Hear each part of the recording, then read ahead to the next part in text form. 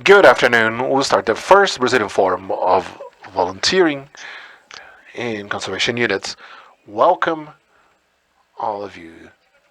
This is initiative by EP, the Ecological Research Institute, with the support of the German Corporation towards Sustainable Development through GIZ in the Agency United States for International Development, USAID, with the technical support of the Forestry Service of the United States and the LIRA project by EP.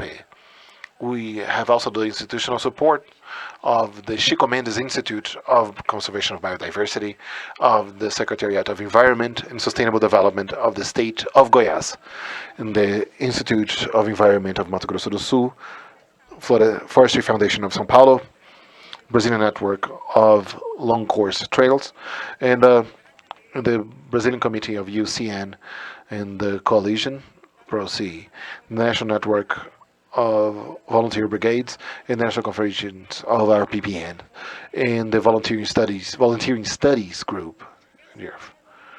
I'm Andrea Zimmerman, and I have the pleasure to facilitate the sessions of this forum. Today's program starts right now and will end at 6. So to start, we'll hear inspiring words of people who work and believe in volunteering as a strategy of conservation.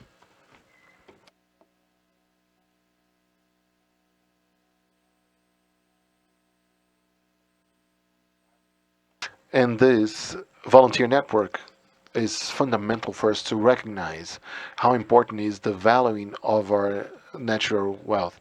It is wonderful. Made me have an idea of not only about the importance it has or how things work, but how fundamental it is for our lives. And from the moment that the person becomes a volunteer at ICMBio, they start understanding the reasons for the conservation of biodiversity.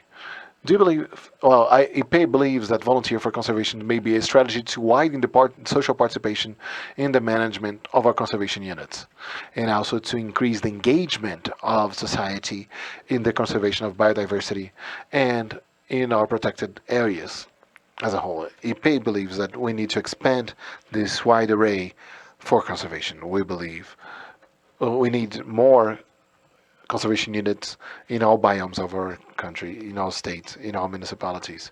All of them create a collaboratory network for the conservation of biodiversity. Because they become, well, multipliers of the knowledge they acquire within the conservation units.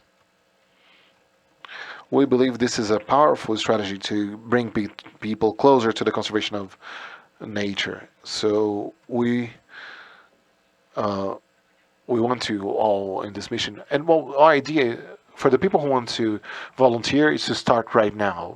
Perhaps it is the answer for the questions or for being closer to the communities and being closer to society. Volunteering, if it's done with seriousness and keenness, it transforms realities and societies.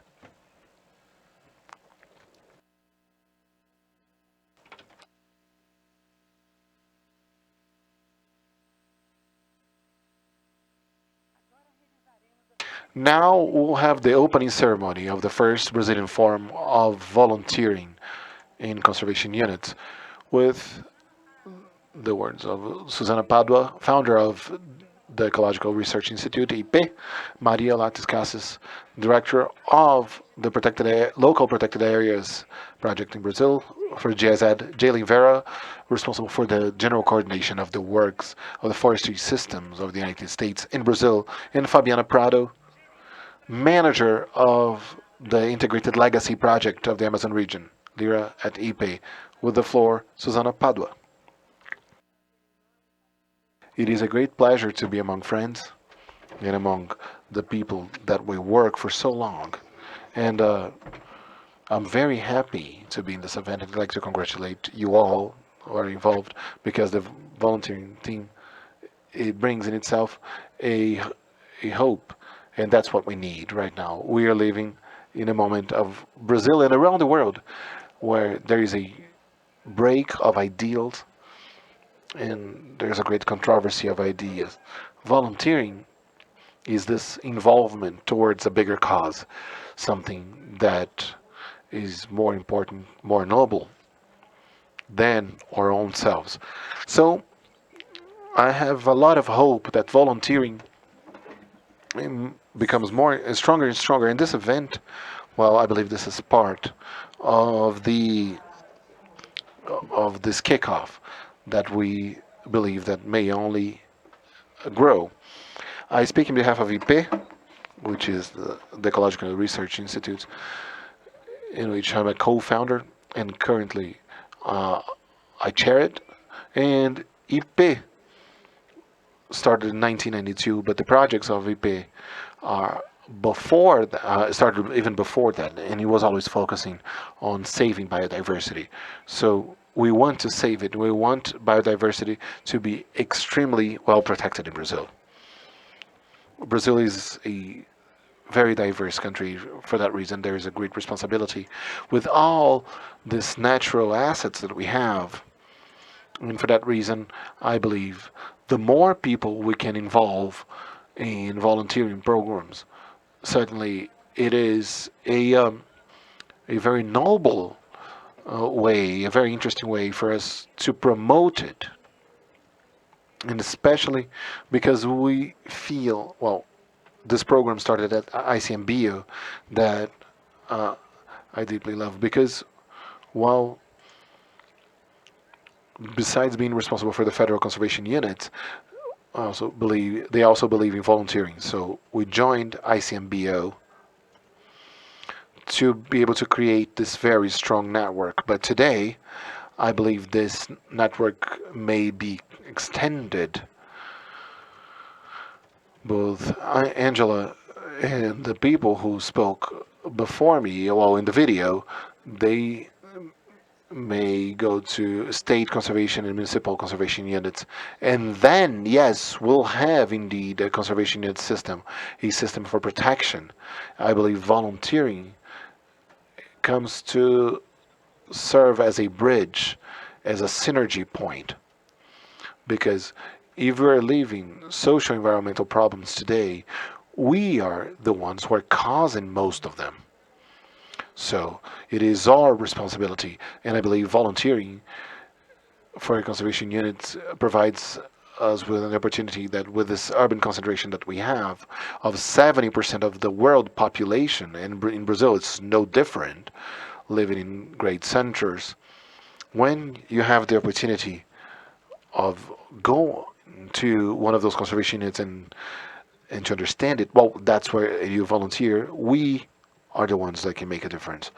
So I'm very happy because I believe volunteering is this great opportunity that we have. So I wish you all a great event. I'd like to thank our partners. I won't name each and every one of them because I don't want to forget. I don't want to forget anyone. But thank you for the trust at IP. I'd like to thank the IP team who has dedicated to the team, and I believe this is something that is worth to be advocated for. So I wish you all a great event. I'll be here with you. Thank you, Suzana. Your message, your words are always inspiring to us. We'll hear now Maria Lattes Cassis. Lattes, you have the floor. Thank you, Andrea. I believe it's working well. As you said, I'm Maria Lattes Cassia, Director of the Regional Project Local Protected Areas by GIZ. And first and foremost, I'd like to apologize for Mr. Bruggeman, the Director of the Biosphere Program, that due to unforeseen personal reasons he couldn't be here. But he's someone who deeply believes in volunteering.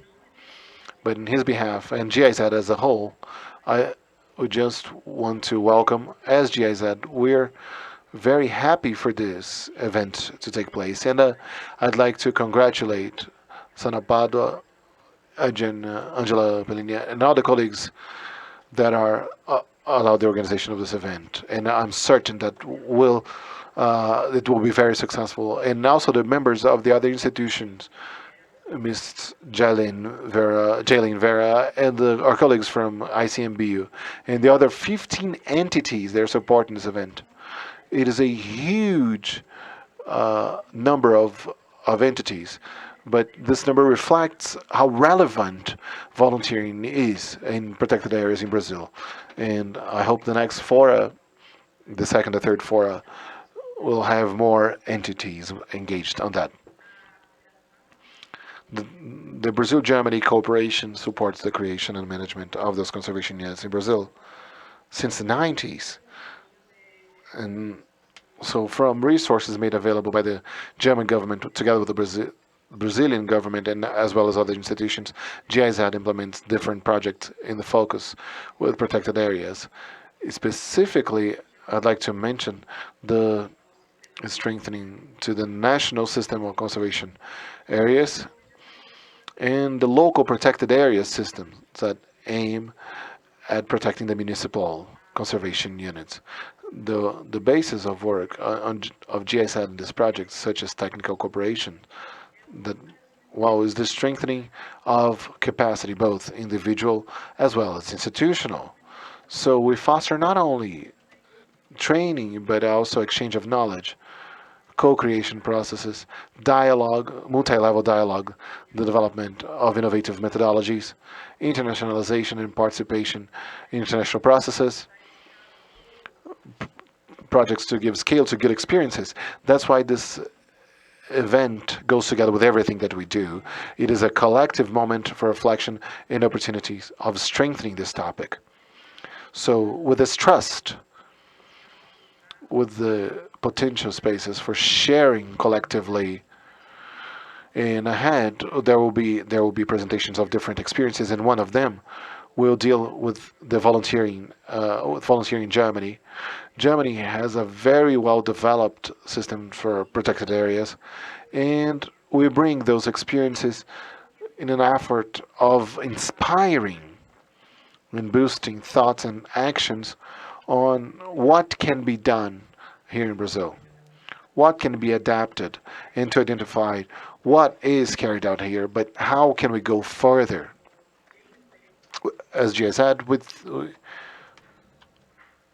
we believe that the benefits of the volunteering will go beyond a work that can be funded by public or publicly funded. So volunteering in protected area bring more tangible and intangible benefits for the very areas, for the volunteers, and for society as a whole. So it offers the opportunity of connection of people with nature, or reconnection rather. This helps us very much.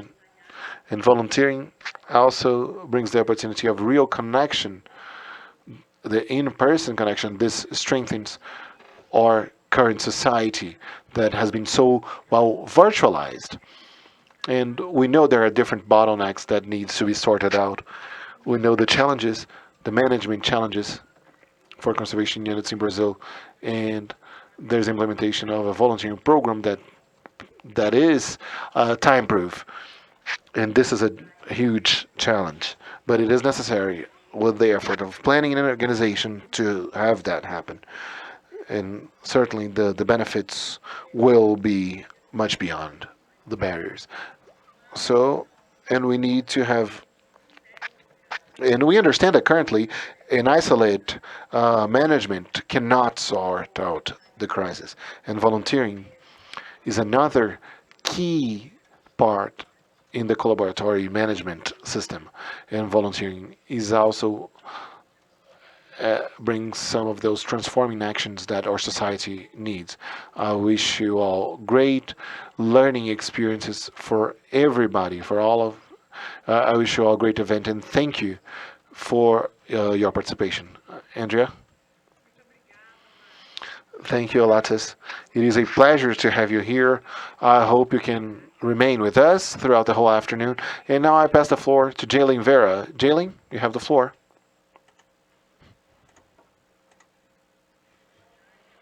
Good afternoon to you all. I'm Jayleen Vera of the United States Forestry System.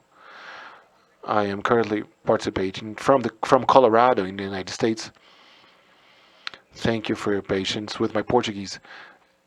It's been a couple of years since the last time that I was there in Brazil.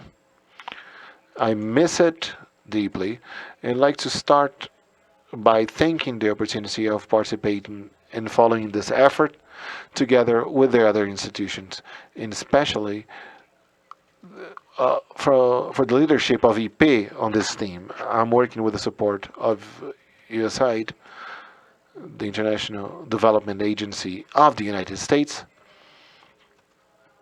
and together with our colleague of GIZ and other. And my look at volunteering, it starts from my personal views. I want to tell you about a child that I met some 20 years ago. A child, a 3-year-old, almost the same age as my daughter. And this child is, the name of this child is Claudia, and was way before COVID, and nobody in this community under she coughed all the time and she was sick, and I met this girl through a volunteering project of the United States with Honduras. And in this community, the common practice was to have a fireplace, or rather a bonfire at the house. And so that's how Claudia's family would cook, was with a bonfire. So with the volunteering project, we went to this community with resources and with labor also, to be able to build uh,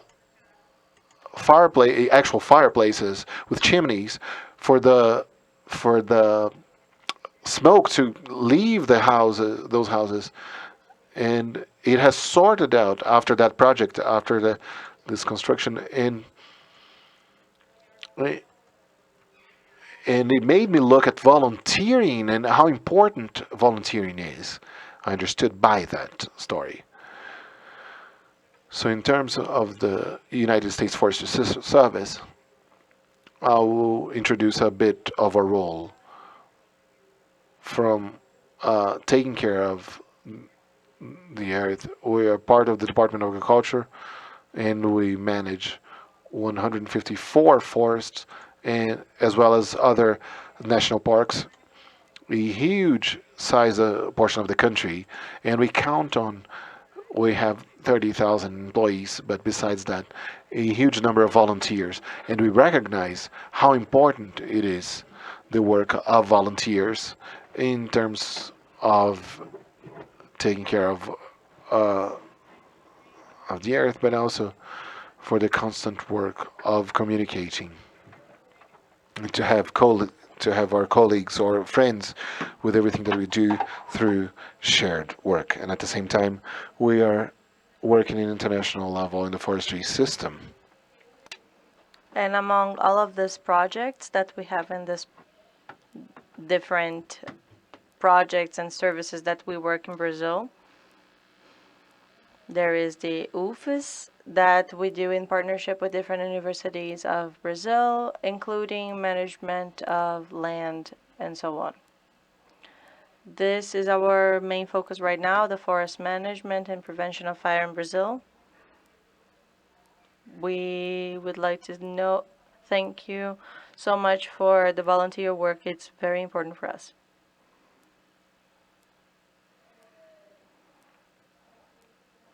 And speaking a little bit more about fires, maybe I can provide you a few examples of fires in Brazil.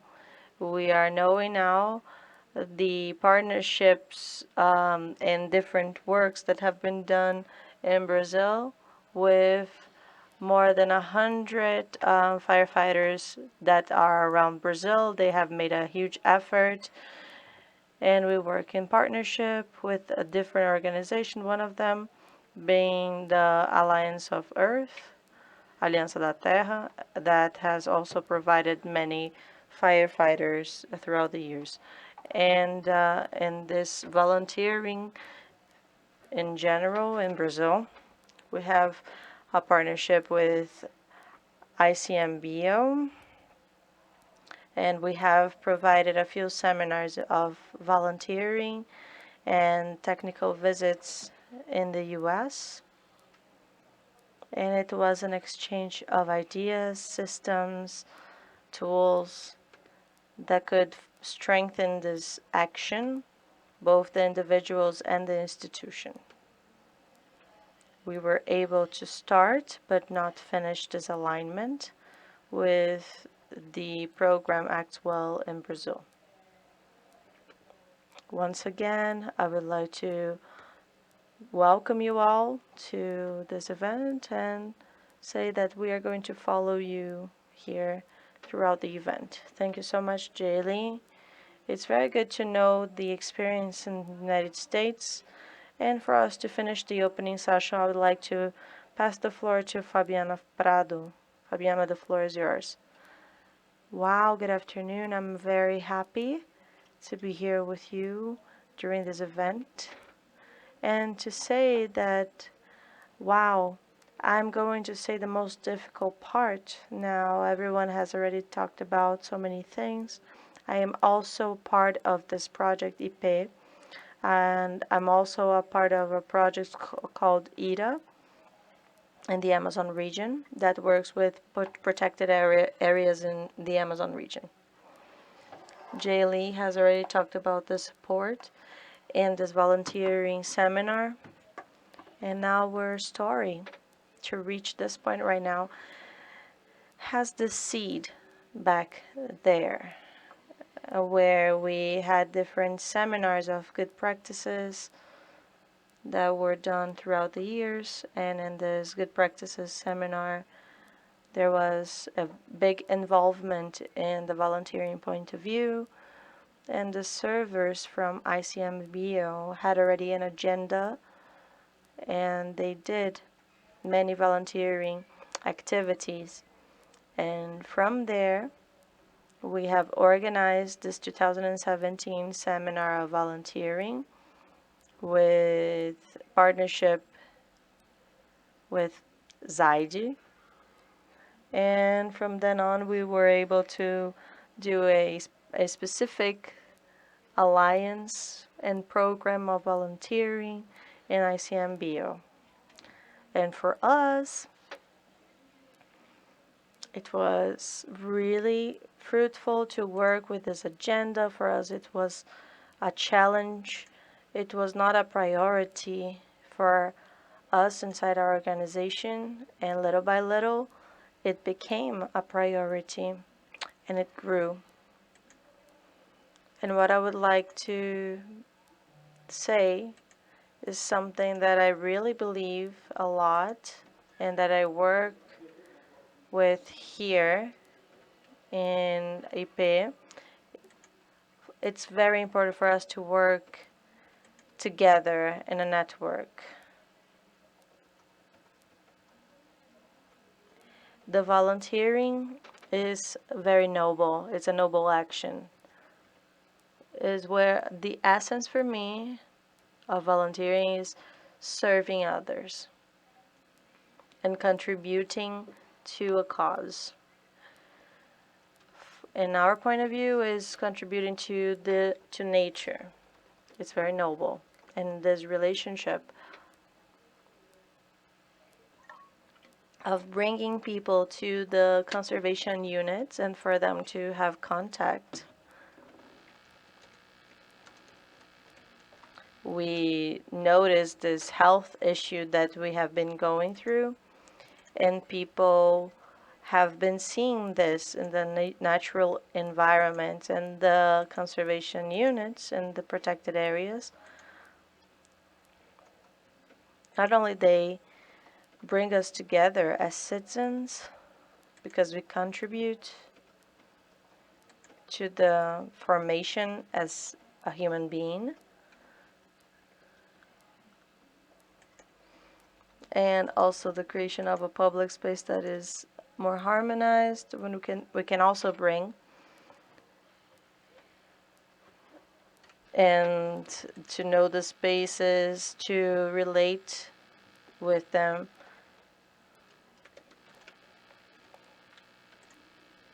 And I think that that is very important. And for the conservation units that have a big challenge, and the other people are going to talk about that, we need to have more people engaged and working with this scenario, like LIRA and the different firefighters and the different volunteers.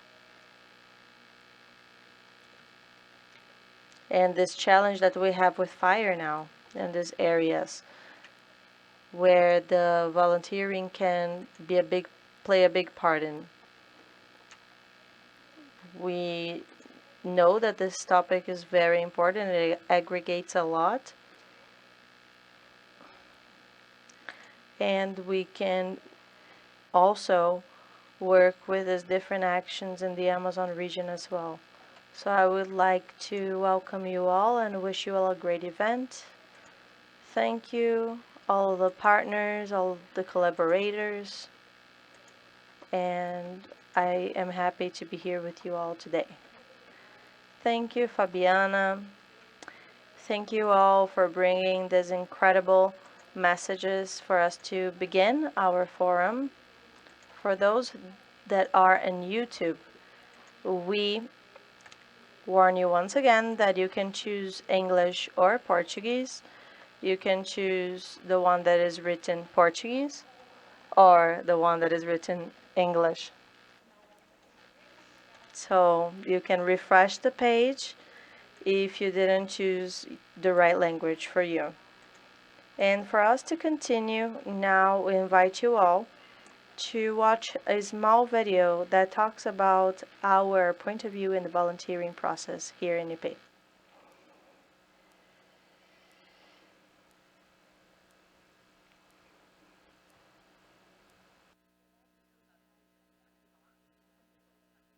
A variety of animals and populations and the great majority of richness throughout the 213 million of conservation, they are areas created to preserve our fauna, flora, landscape, ecosystem services, cultural modes as well. So there are more than 2,000 of them.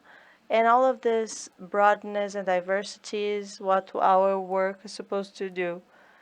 And the daily activities promote the sustainable use, and they are true laboratories in open air.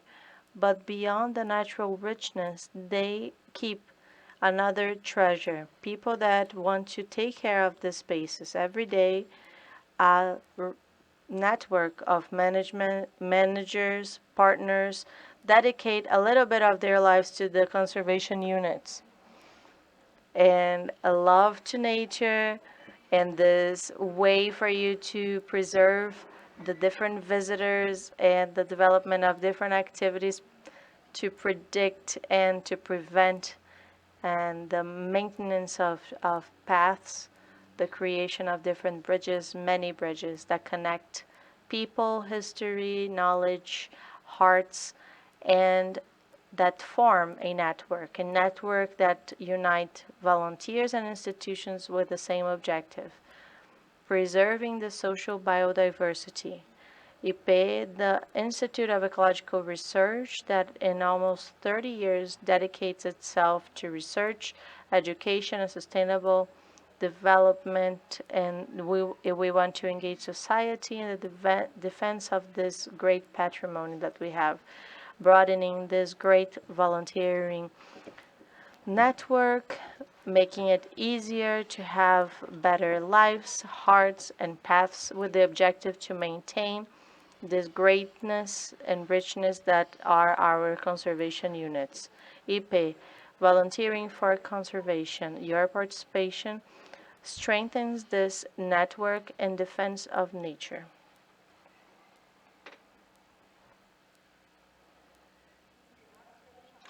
Inspired by this calling from IP, I invite Claudia Gaigher, that is going to talk about how we can be protagonists in conservation.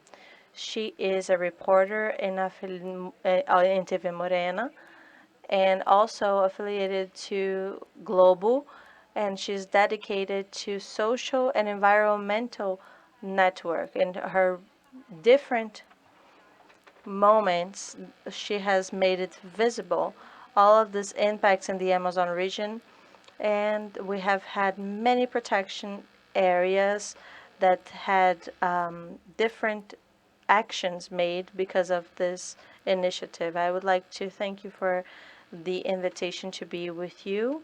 It's delightful to be with you and to unite people that truly believe that we can change this reality and preserve our nature, for them to really look at volunteering in a different way. I know that volunteering is very important for in a social and environmental level. I always like to say that we can. We can do so many things, and sometimes we feel like we are not able to do things, but as a reporter and as a person, I see the need to participate, and sometimes I know that people may be lost in how to do that. So this network can help so many people to give their first step and to feel this belonging and this protagonism. Like I said, about the catastrophe that we had last year. I live here for more than 20 years, and every month we go there and we know this biome as if it's my own home. And also Caatinga in the northeast of Brazil and the beach area, we also see how people don't feel like they belong. Last year, that tragedy made people feel mobilized. As a journalist, although people really enjoy watching the news and seeing the different researches and the awareness that we provide to people, people still feel distant. So in my work, I always like to make people fascinated, because when you can touch a person's heart, you can make her feel like wanting to participate. Although it can be sad, what we have seen last year, the year before, and so on in Pantanal, we saw that Brazilians needed that, because we work for that environment, and we know that internationally people always look at the Amazon region. That is a very important biome that needs a lot of attention, but the Pantanal region was a preserved place with so many animals with easy access. But after seeing that fire and so many carbonized animals and dead animals, after 48 hours of fire, and we were not able to save them, there was a different dimension of alteration of the system that is very big, and it was due to human behavior. So we know that it was due to fire. There are many species of animals that are not used to fire. So in the Amazon region, we also see what happens there in our own biome, and we need to do something about it. And these images that I'm providing now, those are images that is a footage that we did at the beginning of the year, providing the animals their habitat once again and putting them back there. And the different researchers from the different public institutions were able to help us. And the people that never went to Pantanal before were able to help indirectly, rescuing the animals and providing food. It was the population as a whole with the different boats. This is a boat that was donated to us, and they donated so much food. We still have those resources to be able to buy food for them, and we can provide that food to the animals there still. After the big fires in the Pantanal region, we have seen a shift that we hope that it's not something that was just punctual because of the tragedy itself, but we hope that the institutes of research and policies can really make a change and work as a volunteer, and that they can be together with us and show how much difference they can make. We have enough resources to be able to provide this new brigade that can help and fight the fire when it starts. Because last year the tragedy was a set of factors. What you're seeing now was a bay, it was a lagoon of Rio Doce, because the rain didn't come. It's just like the Amazon region. It comes from different factors in the environment, but unfortunately, there was a big drought. So there was this big, gigantic cloud.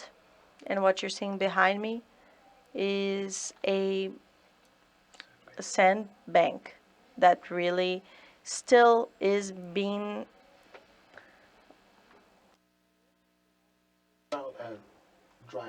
dried, and it's a request for help, and it shouldn't be done only when we are going through these tragedies. It really should be in our own lives every day, in our own expertise, and being able to make this difference. I was listening to Jayleen and this Alliance to Earth, and John was a big friend of mine in 2004 when we were doing a footage, and as reporters we were sending news to the different countries, showing the brigades that were going to the Araguaia region and the different areas. This is a passion that we have to try to bring this resources and our own resources, our own help, and as a soul, when we direct it to what the Brazilian citizen anywhere in the world, or any person anywhere, makes it possible. So when I talk about this movement, I remember one of the conversations that we've had with different friends. The Japanese people, they inspire us when it comes to saving forests. We always listen to these different stories because that's where we belong and that's where we come from. We have a being in this great planet that we live in. And when the pandemic caught everyone out of surprise, as a journalist, I saw the difference and this contact to nature, with nature. And that I did a footage. For what was burned in the fire. Right after broadcast this, many people called the NGOs and institutes willing to go there to save the animals and to donate money and their time and love and affection. And so there we realized that the people, of course, they restrict their ways out, but people value a lot more what's necessary is to understand that we are just a piece of the whole system. This is the firemen, the firefighters of Mato Grosso do Sul. And when you show that very little can go a long way, you can take a step to protect our conservation units in our parks. Because when people feel they take ownership, and that belongs to me, while regardless of being a municipal, state, or federal area, or even I don't know, the city square or a neighborhood square, that's how we can plant in the hearts of people the importance of donating themselves and their time. Because when we serve, when we do something, we earn a lot more. I suffered a lot. I still do for doing this coverage. We cried a lot in the field with the researchers, but this year, seeing what the tragedy generated in change, well, gave me a lot of hope. Because in this training of the fire brigade, the volunteer fire brigade, the Bahia das Pedras at Mato Grosso do Sul, it was beautiful to see the owner of the farm, the cowboy and the researcher with the international company, seeing everybody dressed as a fire brigade member and to make themselves available as a volunteer. So when we can create in people this will of doing something, we can change. And in a moment that we need a lot of empathy and we need, to lower our guard a little bit and to look and see everybody has their own role. And when we talk about conservation unit, besides volunteering, when we talk about supplying the absence of public resources, this can bring to the community great opportunities of employment or opportunities of creating in the kids in that community feeling of pride to be part of that place, saying, well, this park, I helped it. This trail, I helped clearing it. So the people that comes from outside, they may bring risks as well. So if you don't start this forest therapy, which is basically to put people in touch with nature and for them to feel important at the moment, we won't be able to change anything. So even the ones that don't want to leave their house, I put those images. They're quite sad, but we can't forget the fires at Pantanal of 2019, 2020. They had a proportion that was unfathomable. The fire was so fast and so intense that big animals, as you can see here, they are fast. They couldn't run. The fire would come and they would die standing. We saw monkeys that were just holding on to the branches and they died. And just like when you see in cartoons, like the fire comes in, like a firestorm that comes in and burns everything. So the devastation, the understanding of the time it takes to devastate there is too short. I mean, just in minutes, everything can go down in flames. So we could bring this biodiversity and change a bit in the minds of people the idea that Pantanal is always green. Green, you have pasture, while green is not healthy. So this is the IP people. You can see ICMBio. I'm sorry. Fogo only at Mato Grosso, 800 people have been trained as volunteer brigade and firefighters, and we can see at Bahia das Pedras, and there was also SOS Pantanal that was able to purchase a lot of equipment and create bases of support. So there was the Pantaneiro, the Pantaneiro Institute, and so it's great to provide these people the condition of learning. These are, well, the fire was only present in the lives of people in Pantanal, but they never saw then. So they never put fireproof boots, and they felt honored to be remembered. So we said, well, before we put out the fire with fire branches, now we can face anything. So when you show these people that you care about them and what they may offer will make a world of difference, well, that is the beginning of a change of the role of the Brazilian people to conserve biodiversity. And we need to thank everybody. I see the people in Germany, in the United States, and people that are more advanced in this volunteering culture, in this aid culture. They are our partners. and we can look at their experience and just see what worked, and to try and find ways to adequate that to Brazilian reality. I filmed it with my phone because I thought it was great to see the cowboys there with their knives and having that Fogo analyst teaching them what is the technique. And the more interesting is that with being humble and in partnership, they were able to teach the analysts of Fogo things that they did for years that may be applicable to the daily lives. And when I talk to a Frenchman about lowering their guard, well, I mean, we need to stop thinking what is an NGO, what is a public agency. No, we all must take ownership to contain the advance of devastation. We are in the middle of a water crisis. We don't have water there. So, in the biggest floodplain in the world, doesn't have water. Well, in what should take 4 months, it takes 2 days, and in the flood rivers are not there anymore, and we see this difference in all around the world, and we don't have time anymore. And we need to plant in the minds of people that this is the moment. You don't need to see Pantanal burning again and Amazon burning again to want to do something. No, that's not it. It is a continuity towards the action that will make all of that change.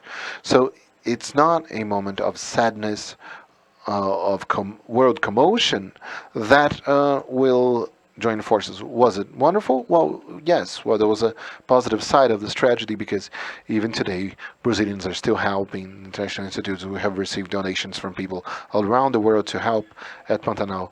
And not only the environmental affairs and people who lost their homes, people who got sick and they couldn't breathe due to fire, they need doctors and nurses. So I believe this network, this volunteering network, a very important path for the people who have in their hearts the will to do something, to know how to do. If they can't go to Pantanal, they can't go to Amazonia, to the Amazon or the dry areas. They can work in the conservation of their cities. They can look and say, I went there and I helped it with that technician, with that analyst, with that person. And if the person can't go deep into the forest and hug a tree or to have that nature bath that even decreases our blood pressure, they can donate. They can donate from their office. They can call and say, what can I do for you? So I deeply thank you for inviting me. I'm very passionate about my country as well as other nations that I have visited, and I can see how people take seriously their role towards change. So it doesn't need to be something taken forward by the government or by a consolidated conservation unit. It just needs to start. We need what you are doing right now to bring the experiences that have worked out, to adapt that to our reality, and to show what is possible to be done is what everybody can offer. And just to close, this is a beautiful image. This Aida, she owns the farm. Her family is one of those families that are uh, at Pantanal for over 200 years. They created the first livestock farms in Pantanal with a great grandfather, and she was there, but not fires. And she was very happy to take the scientists and the neighbors. You know, my cameraman is there talking to her. You don't need a lot. What you need is to join forces and to make yourself available to spare some time. We find time for so many things to go to the gym, and there are people who work with gardening or like garden, and people who like to dance. We have 24 hours in the day. Why not taking some time out of those 24 hours to serve, to be a volunteer? I'm here to you. I'm here for you for whatever you need. I have always been a partner of IP Suzana. I deeply adore your work, and and throughout my professional life, I've been working with environment and social part, and I have interviewed researchers, and that we became friends. We lived together. I'm only a storyteller. You are the ones who make a world of difference. What I can do is to give visibility to all that and make myself available to always be serving you. Thank you very much. I wish you all great success, and thanks for allowing me to participate. Thank you, Claudia. It was very touching. The scenes that we saw. What a great work you've been doing. And what a great calling you've brought to each one of us here. What each one of us can do for conservation. How can we donate our time? Many people are commenting here on the YouTube chat about that, about this will of collaborating, of being a volunteer. So let's try and continue with this interaction. We're only starting, and thank you very much for what you brought. Continuing this forum, now we'll start the volunteering for conservation panel, international experiences and Brazilian experiences. One of the lectures will be done in English, and I just want to help you access the language change. If you want to change your language from English to Portuguese and vice versa, it's not only to reload the page. You need to leave the page and to join IP's channel, and then you'll see the two streams, and you can click on the one in Portuguese or English. Well, we'd like to invite you to continue participating on the chat. And in this panel, we'll have a moment of interaction of Q&A. So throughout the lectures, should you have a question, or if you like to make a comment, please write your name, the state you are, the institution you represent, an institution, and your comment or question. And whenever you can, we'll answer. Milena Lopez is supporting you. So when you see Milena commenting on YouTube chat, Milena is part of the facilitation team. You'll see Milena commenting, as well as the IP channel, guiding your participation. Our host in this panel is Angela Pellin. Angela is a researcher and coordinator of projects, and one of the coordinators of the volunteering for conservation at IP. Angela, you have the floor.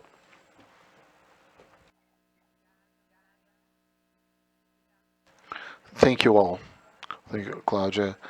Thank you for such an inspiring words that you have brought to us.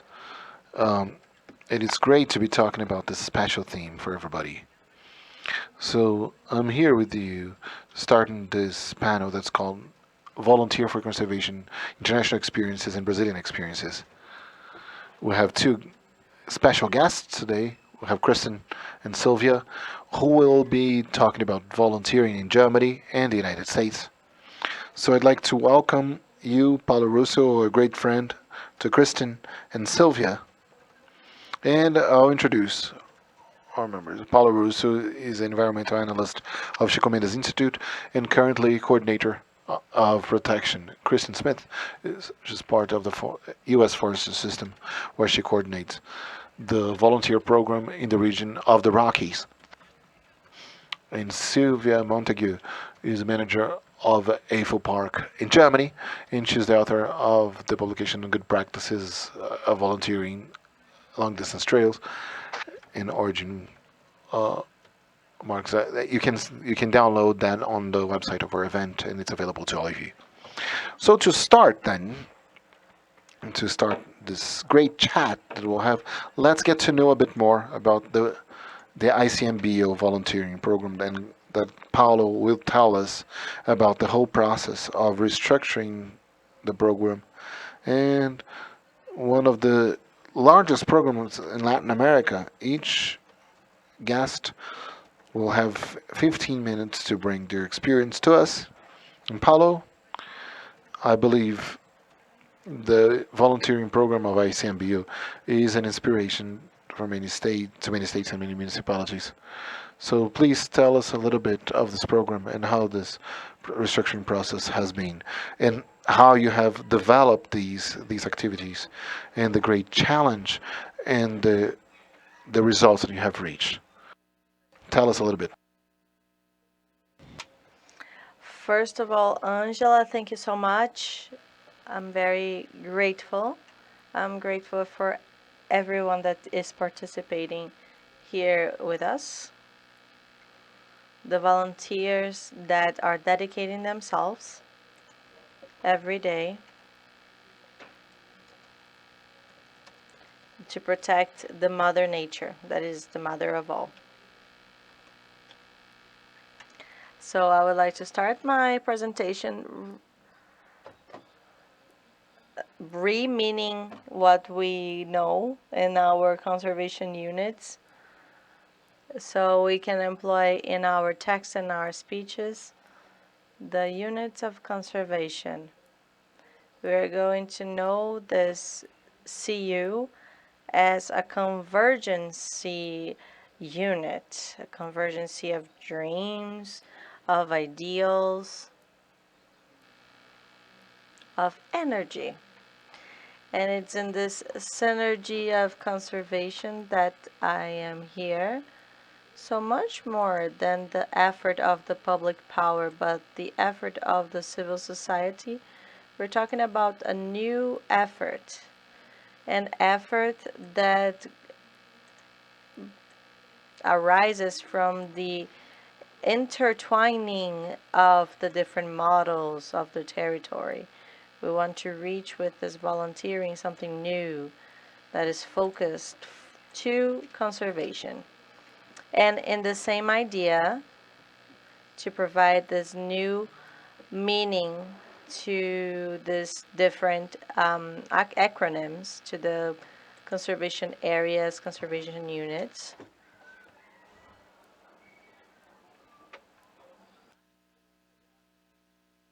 So speaking about volunteering, is working with the interior ecology.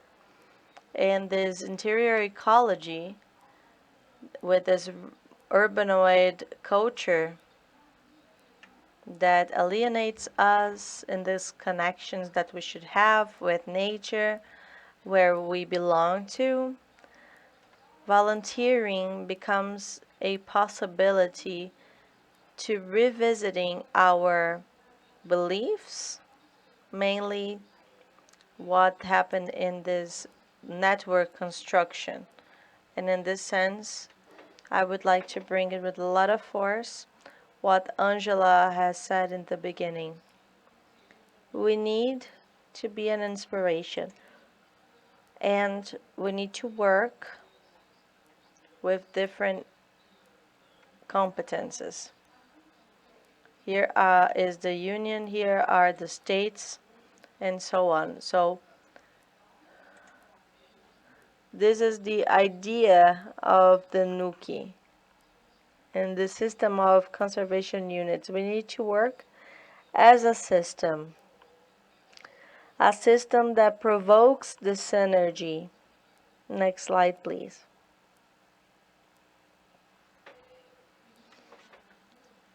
I am bringing here two initial reflections.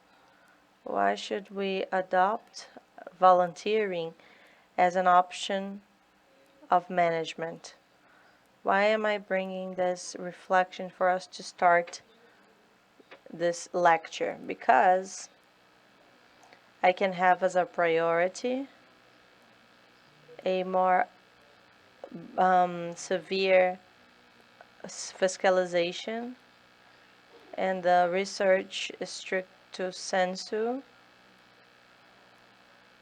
Is my presentation going forward? Okay. So just going back here.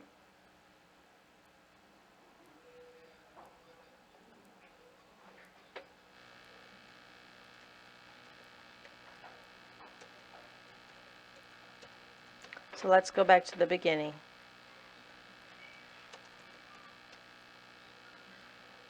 So let's go to the beginning, not the other side.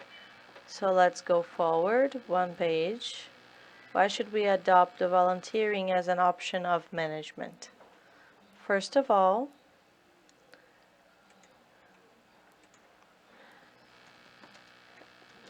it's not more simple or less expensive. Many times it seems like we're working with this option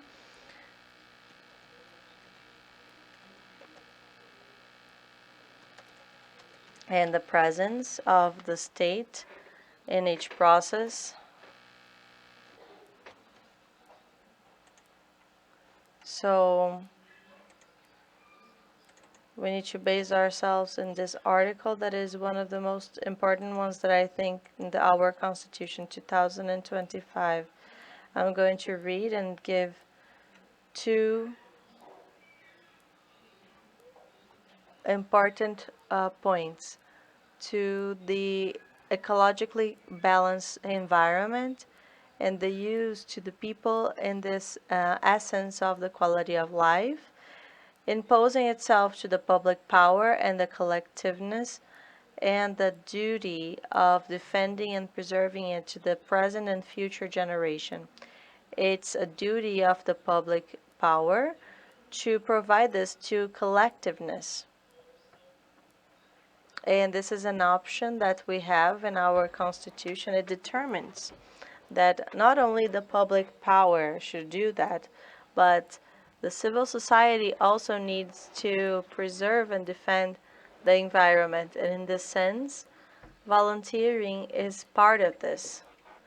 We are looking in this article of 2025 a concept of public management in the biodiversity. So how does this take place? I need to qualify this participation. And that is where we have the obligation of the public power to create the means and to give opportunity to this collectiveness and the management of the biodiversity. And one of these channels of dialogue with the society is volunteering. So in here, I'm going to work with the idea of volunteering as a public policy of the union, of the states, and of the municipalities, working in an integrated manner, working with the synergy for the whole. And here is where we have our second reflection. If the first one is why volunteering becomes an option of management, and we notice that the Constitution, federal Constitution itself, this is not a favor of the government A or B, but it's ensured in the Constitution, and that society needs to contribute with this management of the territory because they belong to it. We cannot forget that this is for the managers, both of the union, of the federation, of the municipalities, of the states. We already see the volunteering actions. And many times there is a worry. Do I have legal security to work as a volunteer? Well, it's up to you, and as a manager, a public manager, you're going to finally be discovered, because one of the most important parts of our knowledge here in ICMBio is that we need to recognize the work of the volunteers that were already working to find the biodiversity more important in the creation of IBAMA since the beginning. So what happens is we need, as a public power, as a state, that as it says in the Constitution, to create the means that can offer the security to people that want to engage in the management of this territory.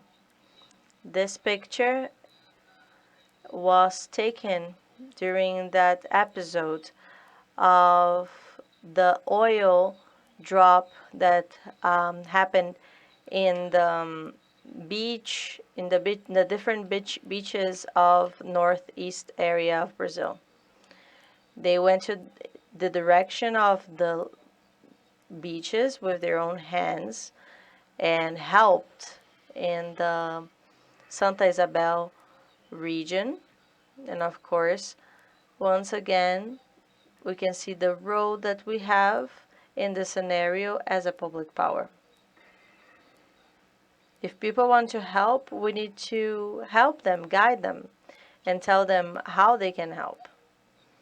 Since many times they are motivated to help in a good cause, there are certain things that are sensitive that need to be treated as the identification areas. So people could, while they were trying to help, cause damage. So it was important to organize these volunteering fronts. So people are already driven in certain situation to act in favor of biodiversity, of nature, but we need to think of how to organize that in public policies that once again can help both the state and the civil society. And here we have the other dialogue channels that we are working with. The creation of a conservation unit is a dialogue place. It's exactly where we can dialogue. And the environmental participation and education of different people is a strategy of conservation. So you need to speak with the community in a more extensive manner or a more rigorous manner, or educating them. When we speak about the conservation areas, the best way for you to protect is for you to really make people understand why in that unit of conservation in my life, I need to think about the others' lives in a regional level or in a national level. In the units of conservation in an area that is protected, that is the place where we have several scales that is going to go from local to global.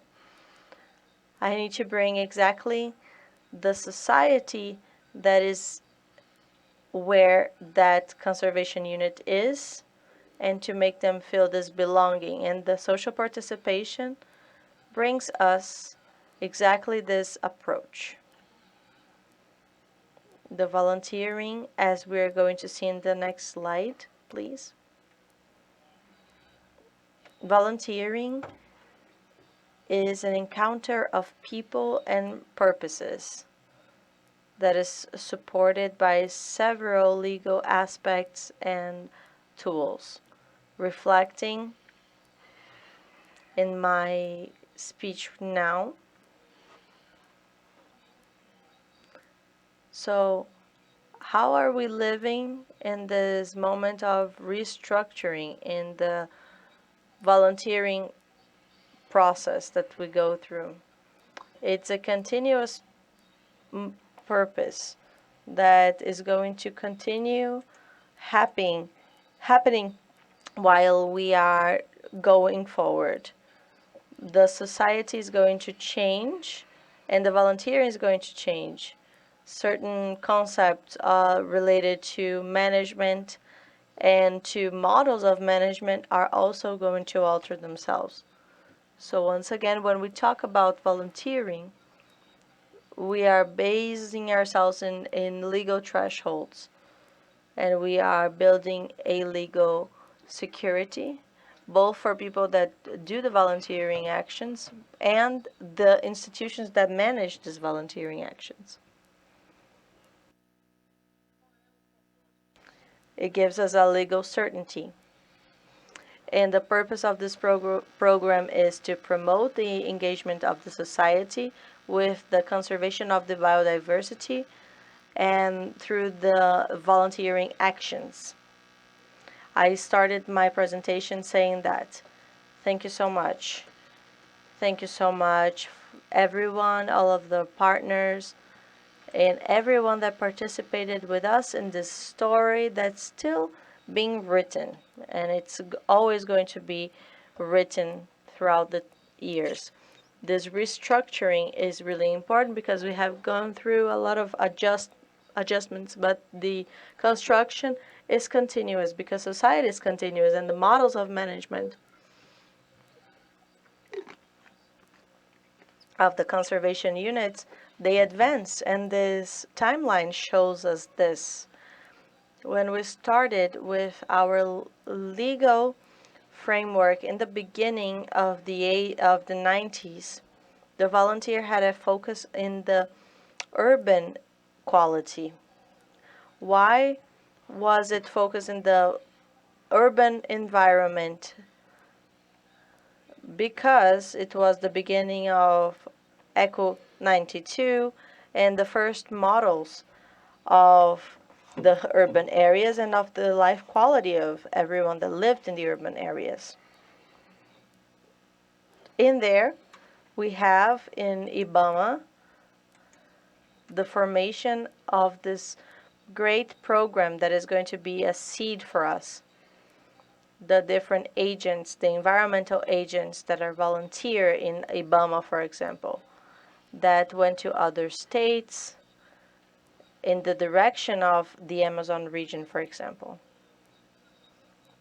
When we look at the volunteer environmental agents, we can notice that there was a big focus in that protection in the sense of the ostensive protection and fiscalization.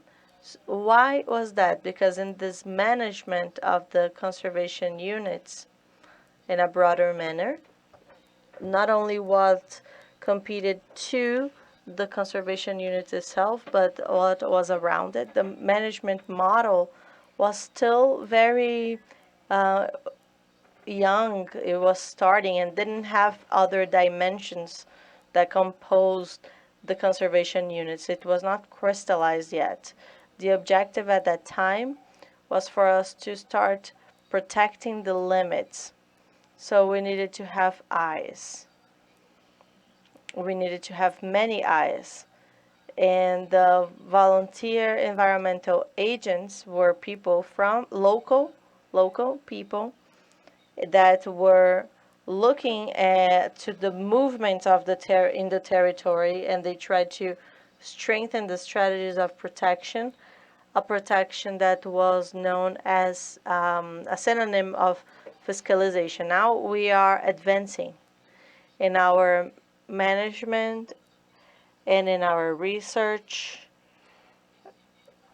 and also noticing the need of the social participation as a strategy of conservation of nature and the development of technology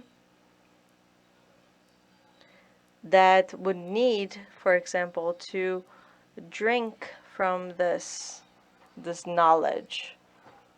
So this was more and more valued, and from 2009 on, ICMBio was created in 2007. We had a program that advanced in other lines of action and of management because it was a management model that advanced itself. There was a need to do some arrangements of this program. What was the reflection that we had from then on until 2016? That we needed to expand the dimension of the program.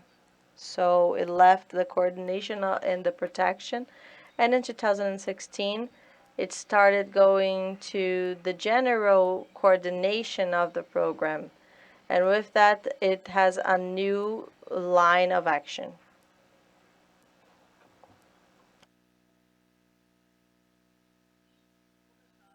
And we started strengthening this partnership with IP and with the other entities that are composing this event today. Even as was mentioned, the first seminar of volunteering of ICMBU, and it fully met this objective of being a seminar. What I want to say, the seminar, in the sense of the very semantics, seminar means to disseminate seeds, seminar. So back in 2016, we had this great reflection on what would be the best area to accommodate volunteering. So we realized that we needed the dialogue channels because the social environmental relationship would bring. And we need the feedback of that. And the seminar that we had in 2017 give us these answers. That the leap of faith that we did gave results. And we bring that to the managers, both on the federal government, the states, and the municipalities. Dear colleagues, volunteering is happening. It is happening right now. Remember what we put as our premise, which is exactly this idea of recognition. So the best way to have that within our necessary security is to face that as public policy, and to build that as public policy. So in 2017 to now, other moments, other management models were aggregated, and also a leap in quality that we took us to widen the volunteering program to other organizational units of the Institute. So, see then, well, we left from that seed, from the volunteer environmental agents, which was practically a voluntary enforcement, and we went towards the monitoring, the participatory monitoring of biodiversity. We have advanced towards sensitivity strategies, management of trails, and as I said, the legal frameworks were changed towards volunteering and towards beyond the very conservation units. Next slide. But here we have some projects that EP has a great movement in this restructuring. So we've had first the idea of building a visual identity. We usually joke around with our colleagues, so our dear friends, they're there with a green shirt, an intense green, and certainly, some satellites mistake that for, heat points, so, but there's a reason for that. There's the idea of the person to be identified there, then and there, in that territory, to be a volunteer. The very system, the volunteering system, the information system, with this idea of working with the registry, with the profile of the volunteers, and to manage an issue that they're open periodically. The guides, both for the manager as well as for the volunteer, guides that may and must be made available to the whole system. This is inspiration material. The video production, which is an invitation, bringing cases, so the people may work as volunteers in person and even at their homes. So a volunteer that is responsible to register the visits that will take place at a certain place.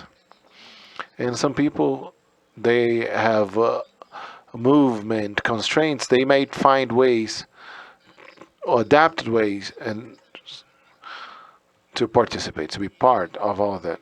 And the very seminar, which, our objective is to have those points of convergence to have this knowledge dialogue. And this is an example of the wide array of possibilities that we started having in our volunteering program. So common activities, and what are those activities common to all processes? People who are in the elaboration of cartography, map elaboration, maps that may be used for public use, maps that may be used in the administration. And like I said, there's a whole array of possibilities that may join the different talents together. In person, at distance, we have people motivated. They can join our volunteering program. Well, this is just to show that it's a win-win relationship. So while one strategy of integration of society, we are creating this feeling of belonging. So you protect what you love, and you love what you know.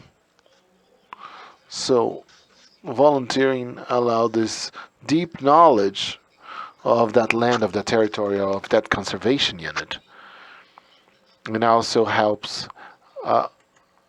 rising this knowledge about oneself, this personal transformation, this fact that you know other places, other people, and the possibilities of learning new pieces of knowledge, new skills, and foster attitudes. Similarly share what you know with the others. And just to emphasize that many times we mistake the volunteer with the intern. The volunteer is not an intern in the sense of someone quite young. A volunteer, the most youthful, they're very rich in this process because they can bring their knowledge to this communion of the youngest knowledge. So now towards the closing. When we were still in the first normative instruction of the Institute back in 2009, we had approximately mobilized 750 volunteers. From the moment we started moving with the help of partners such as IP, and from the moment we started providing this openness to the channels, to the dialogue channels, the social environmental channels the Institute had, we were able to get in our system registered around 40,000 volunteers. So we left a reality of less than 1,000 volunteers mobilized to approximately 40,000 volunteers registered.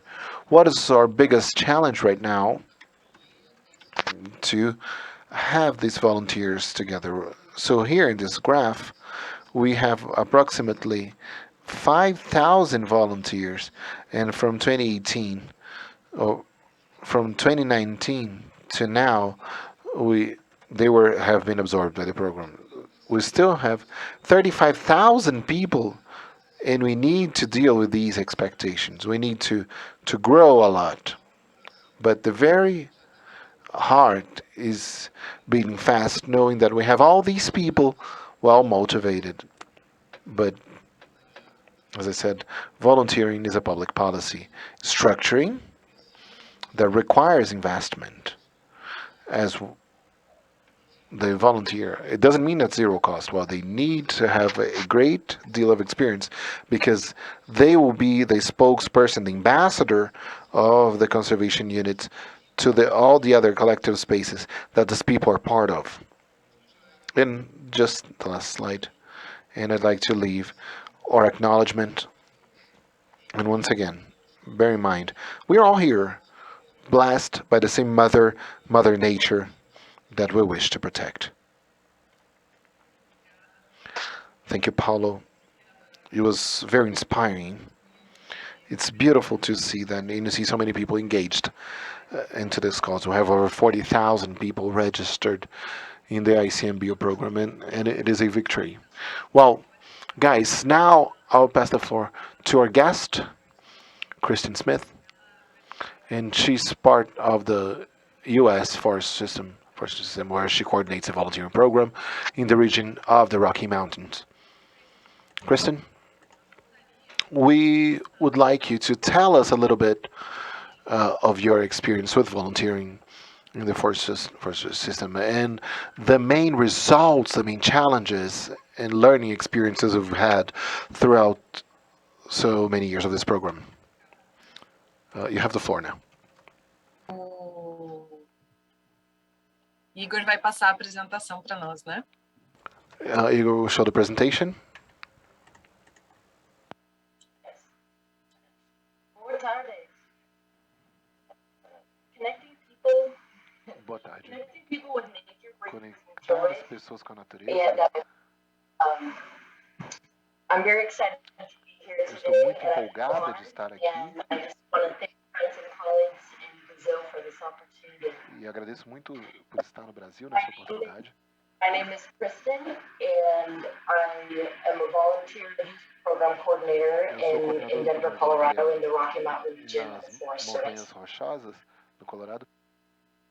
In this role, I'm always reminded about the resiliency and the power of that when we come together E o to poder share de in this juntar essas pessoas, de our compartilhar natural cultural resources. esses recursos. Today, I'll just give a brief Eu vou overview fazer of uma our visão geral, vou national trazer uma visão programs geral sobre esses programas here. para vocês. Or Proxima. Próximo slide, por favor. It's an exciting time right now because we have É muito 5 empolgante porque nós generations temos 5 working together. gerações trabalhando conosco. And on a basis in the Forest Service, No nosso if we serviço take florestal, all the time that volunteers dedicate pegar todo o tempo que os and add it voluntários se up, it dedicam would be e equivalent to adicionar seria us equivalente almost an additional 2,500 Acho full-time employees. So their seria o impact equivalente a is 2.500 very important to us. voluntários. We've been engaging volunteers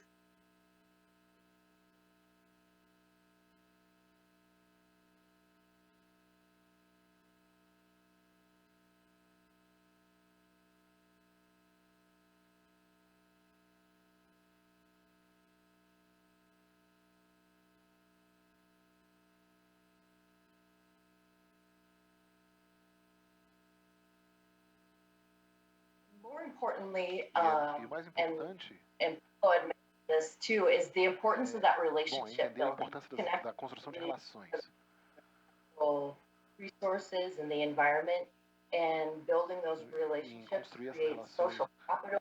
com capital It's social, active participation in the management and stewardship of natural resources, and recursos it's been naturais. really E fostering innovation and idea sharing for us seria to muito come up with fomentar a some inovação e o compartilhamento de ideias.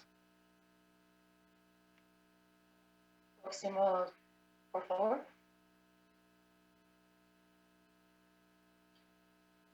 So volunteers assist us directly by volunteering with us, but they also come through a variety of non-governmental organizations, nonprofit organizations, and local groups, and they use their own expertise, their tools, their training, facilitation. They also help us recruit and volunteers, and also provide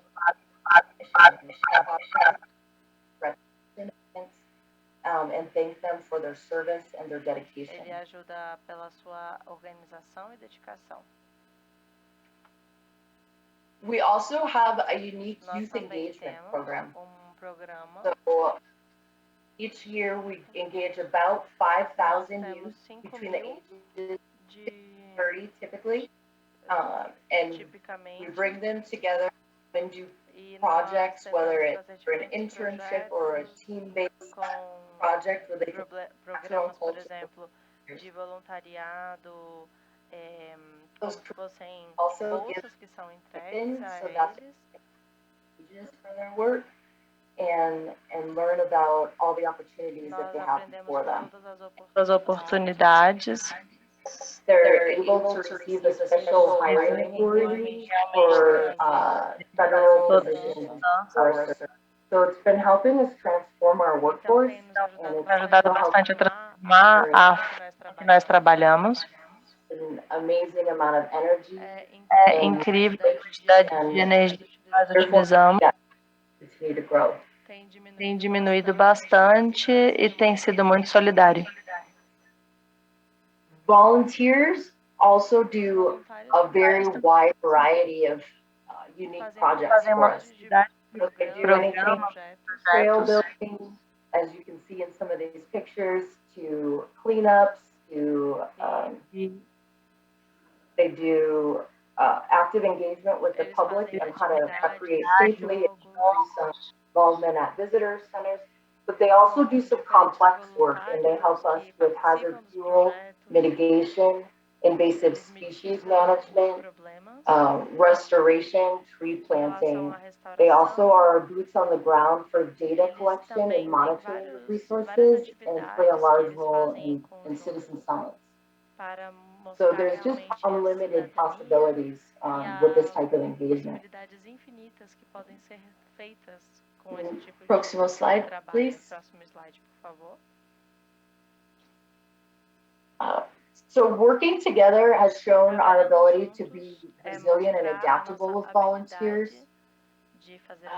We know with this global pandemic, we've had historic wildfires, hurricanes, and floods, and our volunteers have really been able to help us navigate and respond to some of those complex issues as they've been adapting to these circumstances along with us. And so in 2020, we did see quite a dramatic decrease in our volunteer and our youth programming.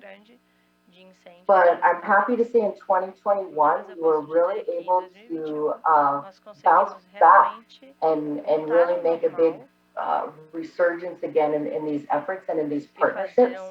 Partly was we were able to offer some unique virtual opportunities where we engaged folks online. They helped us with data management, planning, communications, publications type work to keep them engaged in sharing their skills. And we also learned that our partners and our volunteers helped us to adapt during the pandemic, and they helped us organize smaller group sizes, more localized projects where there was less travel involved, to be able to follow all the safety protocols with social distancing and mask wearing. And now, thankfully, we have wide distribution of the vaccine, and we've been able to really come back and reinvigorate and re-engage with our partners and volunteers because we know that there's going to continue to be challenges ahead, but with this collaboration, we have just unlimited possibilities.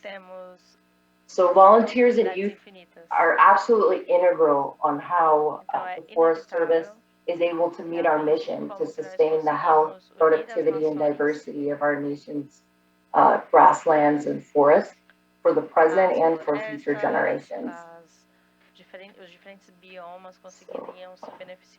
Last slide, and I just wanted to take the time to say thank you to everybody today.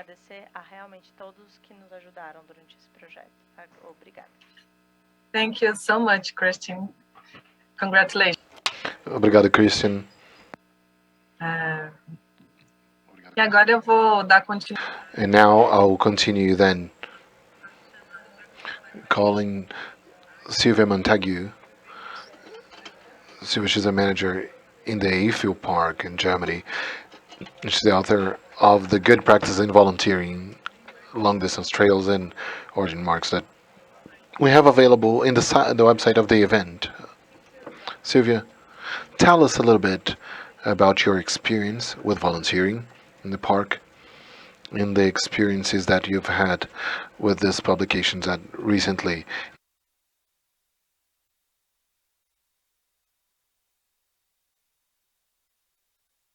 Tell us a little bit.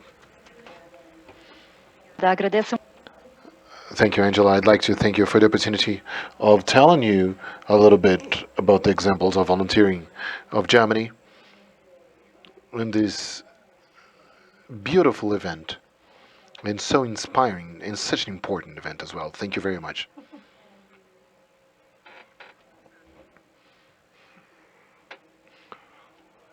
I also have a presentation for you.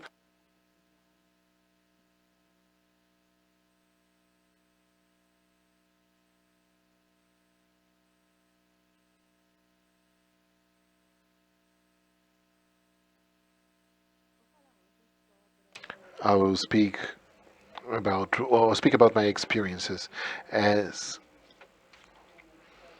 a volunteer in the Eiffel Park, which is a more of a local view, and then I'll give you important events in the publication of good practices that was just launched on our website. These are two examples to have a more national view of inclusion in volunteering in the called corporate volunteering. But before anything, I'd like to apologize for my Portuguese. It's been very long since I practiced, some 3 years that I don't live in Brazil. I miss it deeply.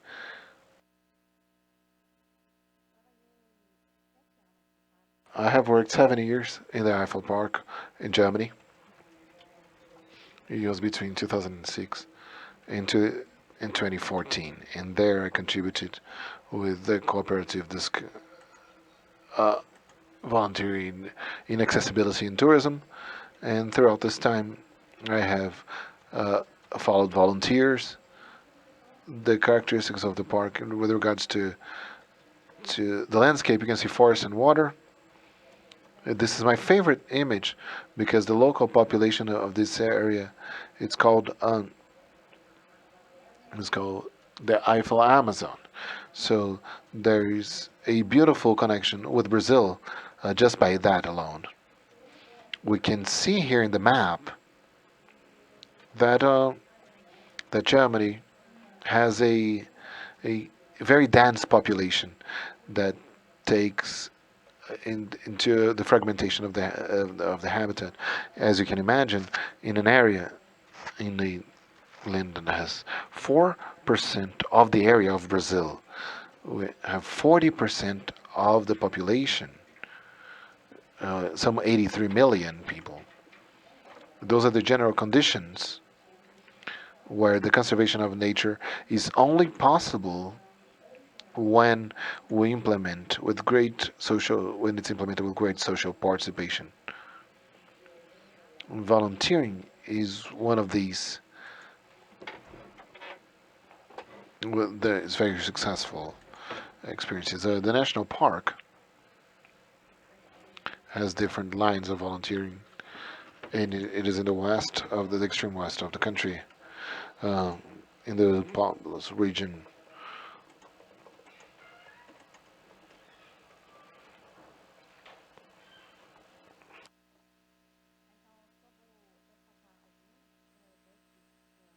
I will only highlight some of those volunteering lines.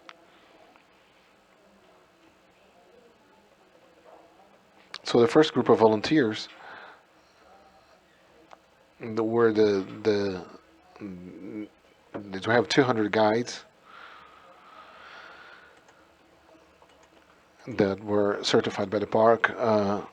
They offered guided visits in 8 languages, and as well as sign language.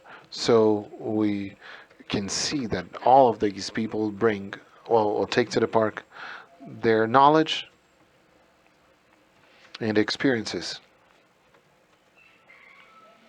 So we have 40 schools that cooperate with the park. Those 50 schools, they implement environmental education and they create projects in the schools. With that, they reach 32,000 students in the region and their parents as well. there are also cooperations with the church. There is a church network in the park that engages as volunteers in the park. For instance, they created a thematic trail with philosophical and religious messages.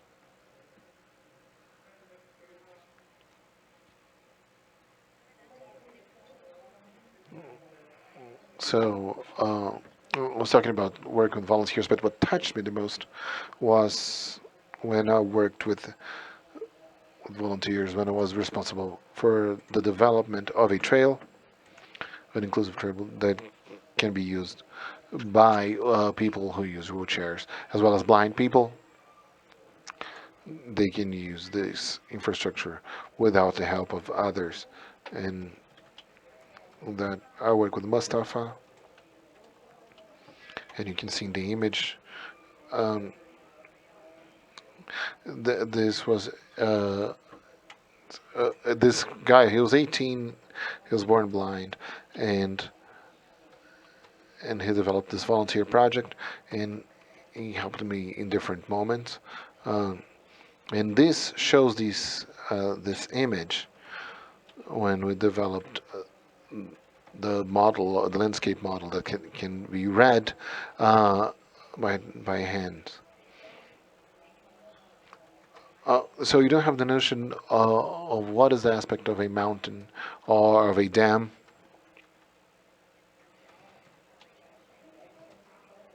So here, they can have a notion of the landscape. So they have tested the models with precise information where they should be put to understand these models. This is of great help.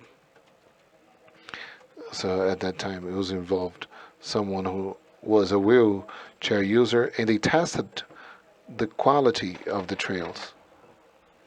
And we were able to do that quite well. As in Eiffel, as well as in other parks and other reservations in Germany, they developed local projects in the regions. And it was in 2003 when the Federal Parks Association, now it's called Nationale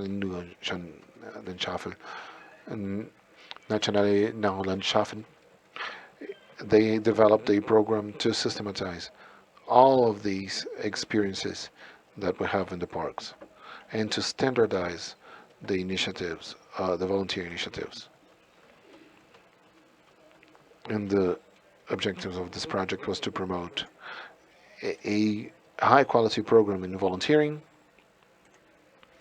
around the country. This program has a name, Nature, a Matter of Honor, in over 40 parks and reservations in Germany. They participate. It's around 3,000 volunteers that dedicate some 100,000 work hours or labor hours every year. A new publication on good practices in Germany. In this publication I present the program in detail, and the two next examples are quite special in volunteering that NNL has developed. Everything is well detailed in this publication. First program that I'd like to highlight is the Engage Without Obstacles. And many people with special needs and physical or mental handicaps, they need help in their days, and everybody knows that. But what society in general doesn't understand well is that these very people also want to give back something to society, and they want to be involved in a cause. And from this perspective, from this NNL perspective, it promotes the participation of this audience in volunteer activities in the conservation units in Germany. And since 2009, NNL cooperates with the German association. It was started by this lady here, Karsten Lindhoff, and she's a social association. And they operate over 300 establishments with people with special needs. And among them, we have the homes where people live, the offices where they work, and schools where they learn. How does the program work? In the implementation work locally, and the people who are interested in developing this project, and they will contact the institution, the closest, and they'll develop this project and identify the activities that may be implemented by volunteers and according to their aptitudes and the limitations they might have. So far, there are 17 partnerships of that sort in Germany, and through this cooperation, so far, we have around 1,500 participants that they were able to be voluntarily engaged in the conservation units.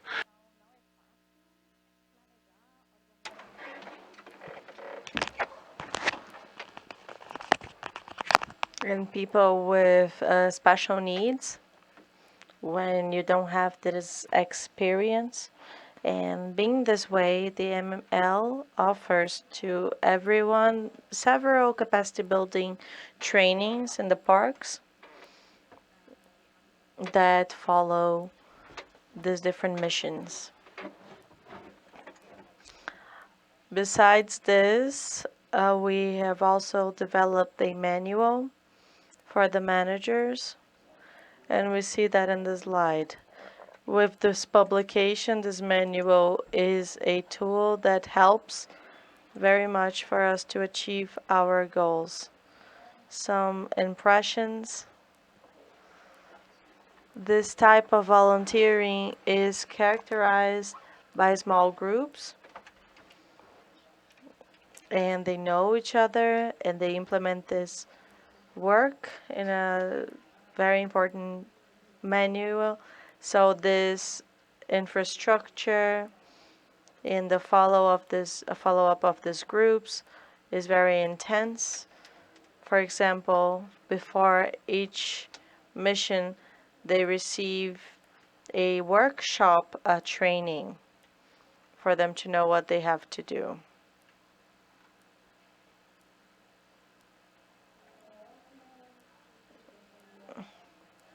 The other one that I would like to highlight, the good practices, is the intercorporate volunteering. And this program takes into account the concept of the responsibility, the social, entrepreneurial environment, and the charge that people can have in regards to for him to be a good member of the society.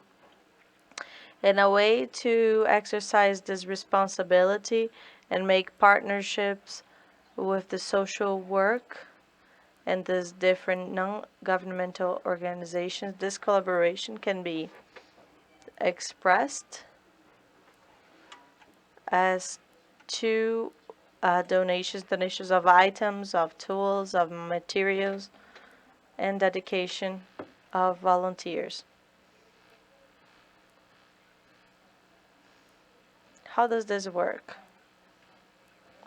The companies that want to engage with that want to accomplish this activity in the unity of conservation unit, in MML, they can enter in contact directly with the closer unit they have. In general, the tasks, the volunteer tasks for this type of groups, for companies. They can be implemented in complement, so the team is together and they have this experience as a team, and they are activities that need a little training. They can help in the maintenance and all of the signaling of the area. As a preparation of this mission, it's important to clarify the different expectations and the demands of both sides. These expectations are registered, written down with the volunteers. So, what are the other actors that make us successful? It needs to be really well prepared. It can increase the activity through supervision of different volunteers that are more experienced and that can follow them in the field, and considered in moments that we can recognize the effort of the volunteers. It's very interesting. And part of the agreement of the volunteers is that the companies need to provide a report of what they have been doing and the monitoring. We can also use it as an action of communication. For example, it's published in the website.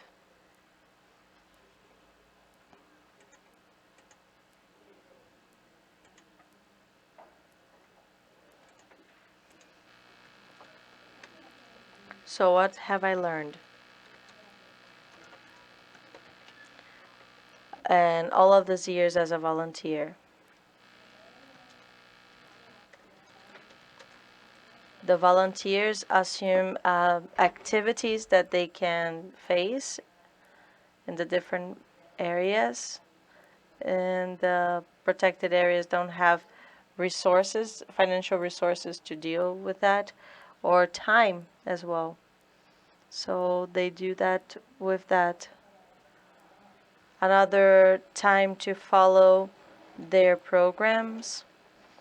So it's important for us to dedicate time with all of these people, but in my point of view, it's really worth it because volunteers, they can multiply activities and they can reach much more people than we believe and we can think of in our administrations.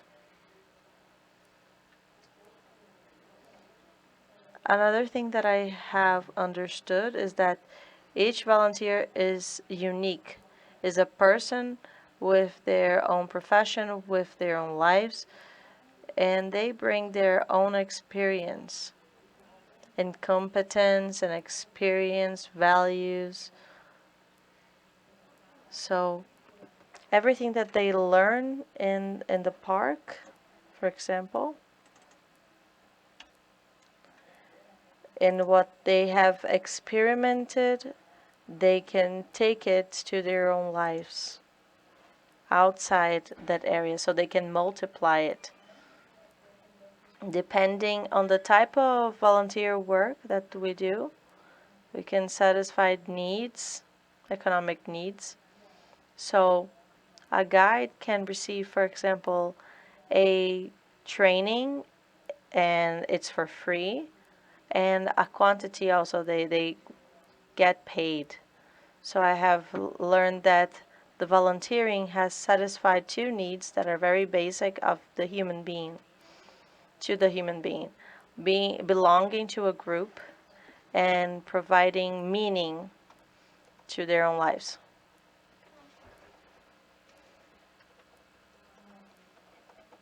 So these were just a few examples of good practices that are being presented in the new publication of GIS. And so the area of origin and the different areas of protection. They have more initiatives. They are all explained in detail, and the publication counts with data from the responsible ones, and they can be contacted if you are interested. You can enter in contact with these people. You can download this information in the website. So I would really like to thank you so much for your possibility of providing this space for me to speak to you today. Thank you so much, Sylvia. Thank you so much, Paulo.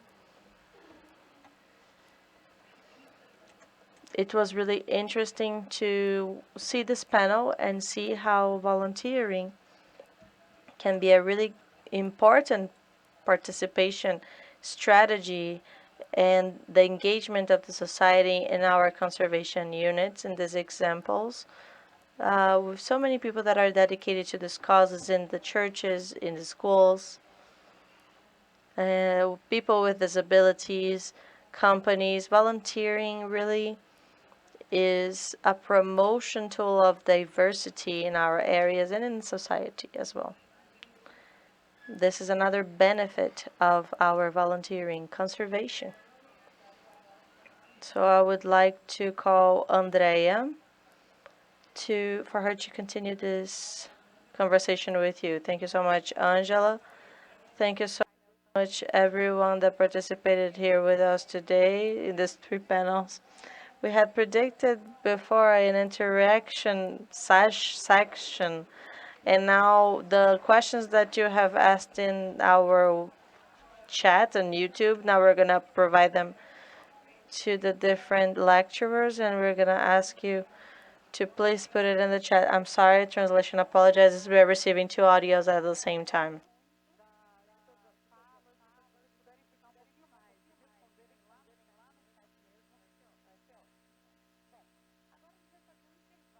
So now we're going to do a break, a 5-minute break. So go to the restroom, drink a coffee or a water, and then come back, because after the break, we are going to have the Q&A of this first day of the forum, Voices of the Volunteering. We're going to hear 4 people that lead and that represent this group of volunteers and that are going to provide different views for you. So please come back after 5 minutes. Thank you. See you soon.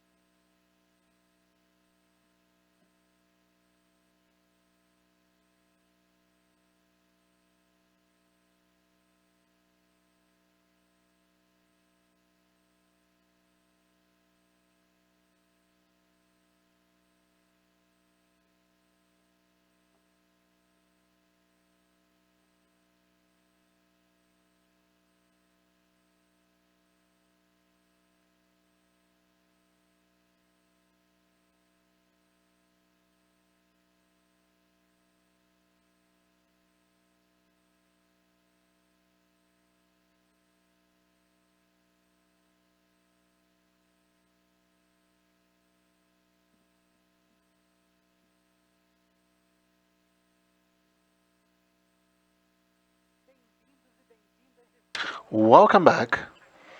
Now we'll continue the forum with the volunteering voices, inspiration of the the management and people who are on the ground with the volunteering actions. We'll have in our panel four volunteers. We have Felipe Martins, environmental analyst of the Chico Mendes Institute, SMBU, and coordinator of the volunteering program of the National Park of Tijuca. And we will hear Pedro Cunha Menezes, diplomat and current director of the Brazilian Network of Long Course Trails. Maria de Lourdes de Arruda, she's a community agent in the municipal government of Ladario, and she works in the environmental protection Bahia Negra, and she'll bring the experience of Pantanal. So and we also have the responsible for Carajás, and they'll bring their experience. So with a lot of joy, I'd like to invite Felipe Martins to bring us his experience and share the work at the National Park of Tijuca.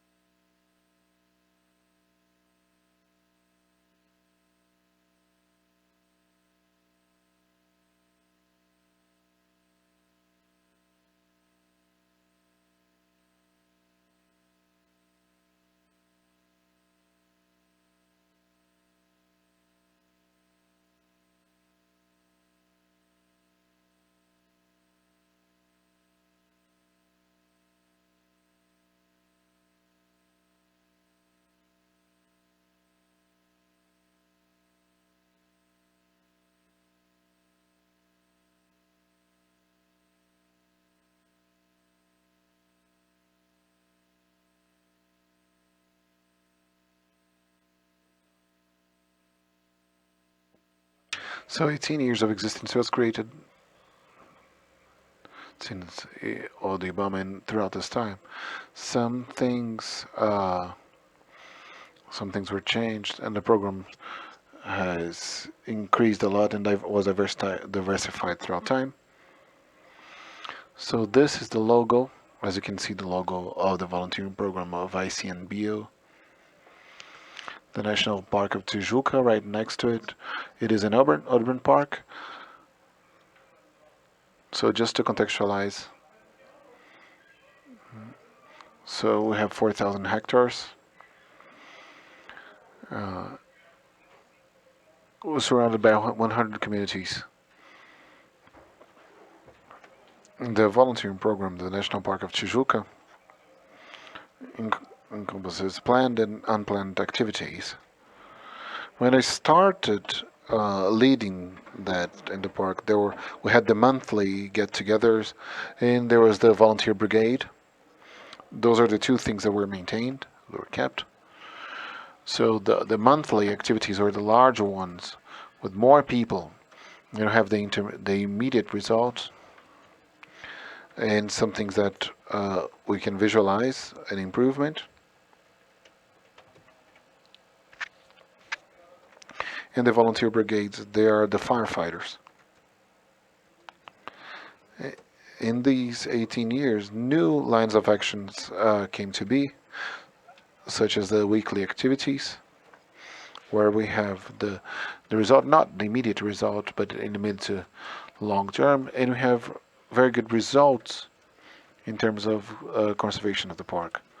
So we have activities every Wednesday, every Saturday, every Tuesday, from trail management, control of invading species, environmental education activities. the volunteer, long duration volunteering, those are the ones that we do from the calls to bid, from the invitation to bid. And the person works 3 to 6 months in smaller projects and a more immersion and we've had interesting experiences. It would have a visitor satisfactors, work with jackfruit trees, invading species guidebook. The childhood group works and group activities is that we have every quarter, and I say that all that in the context without the pandemic, of course. So because currently the volunteering park is suspended, we're not doing anything due to the pandemic. In the context without pandemic, we have the childhood. They're turned towards this, and we have more playful. We have plantation, but there's also the fun part. We always try to vary. So we've had sensorial exploration. We had a painting workshop and creation of masks. And we have the volunteer brigade as well. The adoption of trails by organized groups, especially Transcarioca, and we have the extra group works, and those are the unplanned activities. When a company, let's say, they seek us and they want to have activities with their own group, for instance, well, we do that. Usually, we have a counterpart, being with tools or the very seedlings for planting, and we work with those extra group works. And we have other examples. To the left, we had one at the C sector of the park, the garbage collection in the summit, and to the right there is a campaign that we do to try and reduce roadkills. And we divided in different groups with folders approaching the vehicles that are there in the park, because the park has several streets that link the city, the south side to the north side, and the west side as well. Here are the examples of the group activities. At first, and talking to managers who work with volunteering, the beginning is always hard when you're trying to set up a program. But then things move naturally. On the right hand side, there are people with the light gray vests. Those are the coordinating volunteers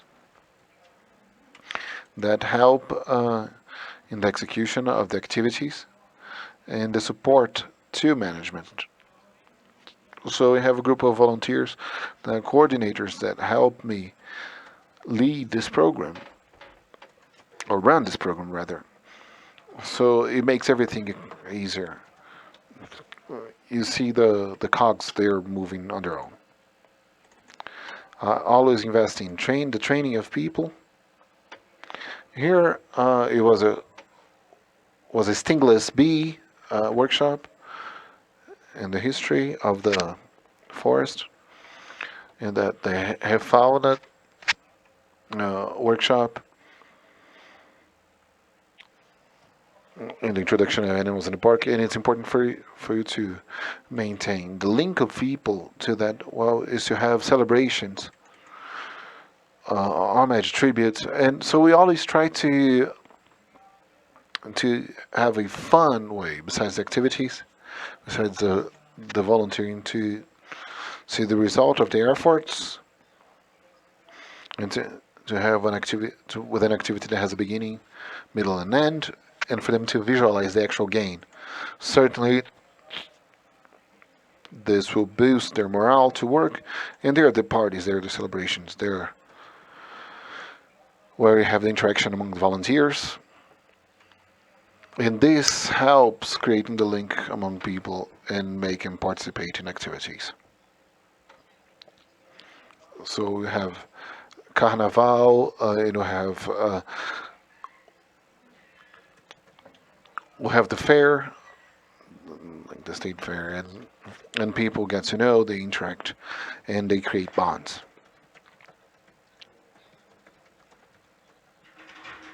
And there are the moments, the leisure moments, the post-volunteering activities, which and I hope this comes back as soon as we are able to control the pandemic. To the right hand side, you have the activity of removing graffiti. To the left hand side, people producing seedlings in the forest sector. And the volunteers produce around 3,000 seedlings a year. And they plant around 10,000 seedlings. At the right here, we have this weekly volunteer tool with more story, and we diversify the activities and try to make this volunteer phase more fun with this class. So yeah, with that we are able to give more capacity building to these different areas. Here was a joint effort with the kids, with child songs, and we try to change the activities from time to time.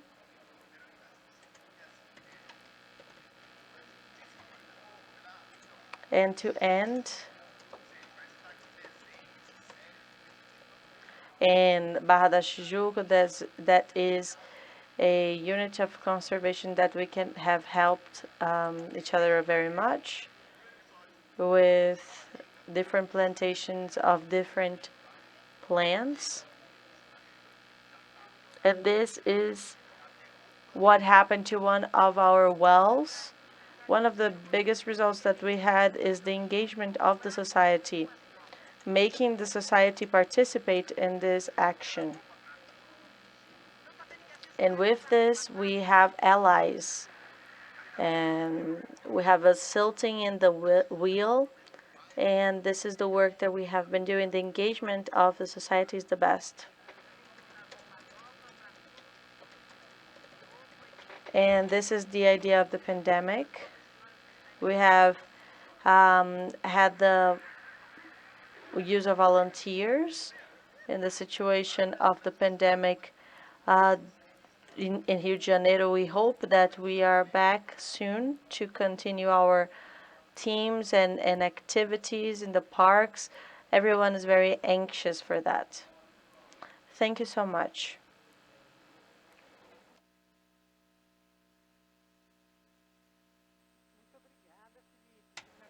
Thank you very much, Felipe. That is a great work. I was part of the first activity in Parque Nacional da Tijuca, and after so many decades of this work involving so many people, we are so inspired to see you all able to do that, and that we can go to Parque Nacional da Tijuca together. So now we are going to continue with the experience of Pedro Ruim Menezes, who is a director of the Brazilian network of the trails of small duration and small size. Okay. Thank you so much, Andrea. Good afternoon, everyone. Good afternoon, all of our friends here, for being able to provide this event to all of us.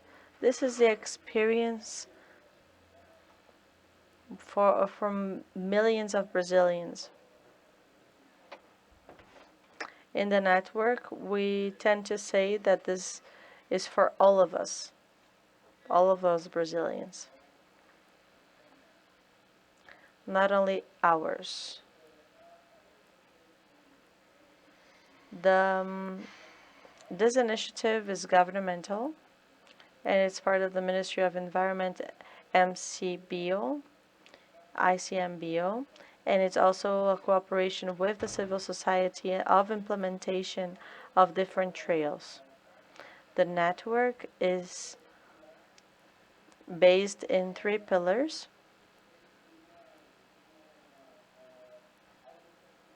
That have something in common.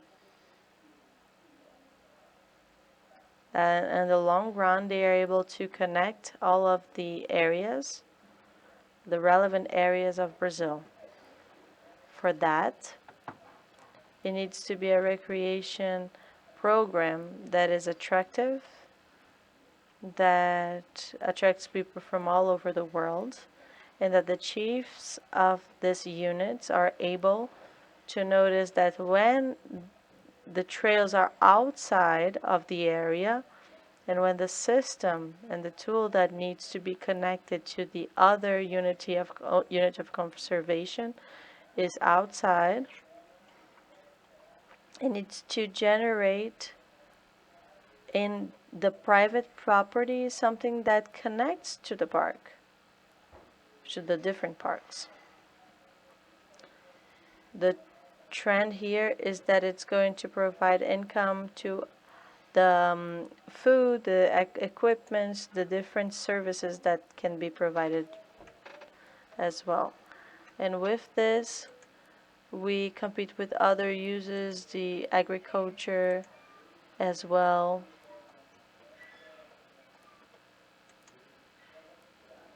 And also livestock.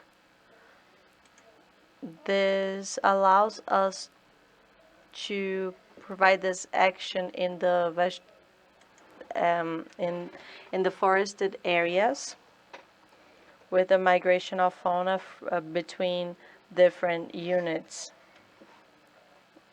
as is the case of Felipe, that is part of our park, Carioca Park. He is not necessarily someone that was born there, but he has been helping us very much, bringing volunteers more and more to be part of the program. We already know that the ways that we use our work here in Brazil show clearly that the different trails, they provide an income to the area. In the United States and Europe, it generates also enough resources to allow us provide jobs and different activities in the different conservation units, using it to recreation. And also in Scotland, there's a program that happened before the pandemic with 165,000 users that were responsible for more than 50% of these commercial establishments that started after this project. We also know, with different studies in the United States, one of the mega transects in the world, that the trails, if they are very well planned, they can happen in ecological corridors with the different ecosystems that are around it. And they are ecological corridors that are functional for all the different species. We have already seen bears and different sizes of butterflies that are around the trail while we are doing the activity. The public use as a tool of conservation is already proved to bring a lot of knowledge, accumulated knowledge. In our network, we have professionals and volunteers from both sides with 50 trails that are around the world, and they are members that provide a lot of knowledge to different groups of the International Union And we have also been the chair of 3 long courses of trails in the protected areas. We are also the only representatives from the Latin America that has this seal. So how does this work? The final objective of it is to provide a network in our roads that can be connected and that can benefit from these different trails using the landscape. And this is a program that was born in ICM Bio, and it's an experience that we share,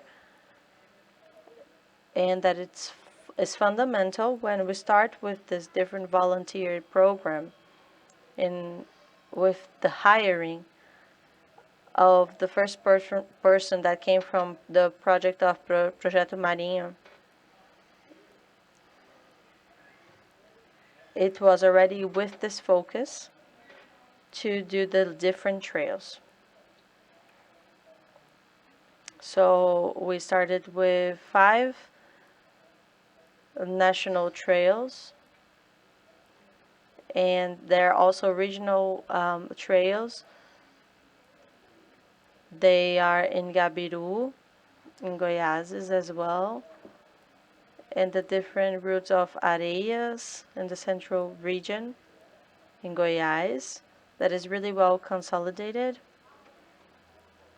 and the path Coloniais in Galistu in São Francisco, and Oiapotilha. Those are trails that were named after the different tribes, and they are the biggest trails that are projected in Latin America. And they were asked to be there because they are the greatest routes that go through Latin America in the area that has the most biodiversity.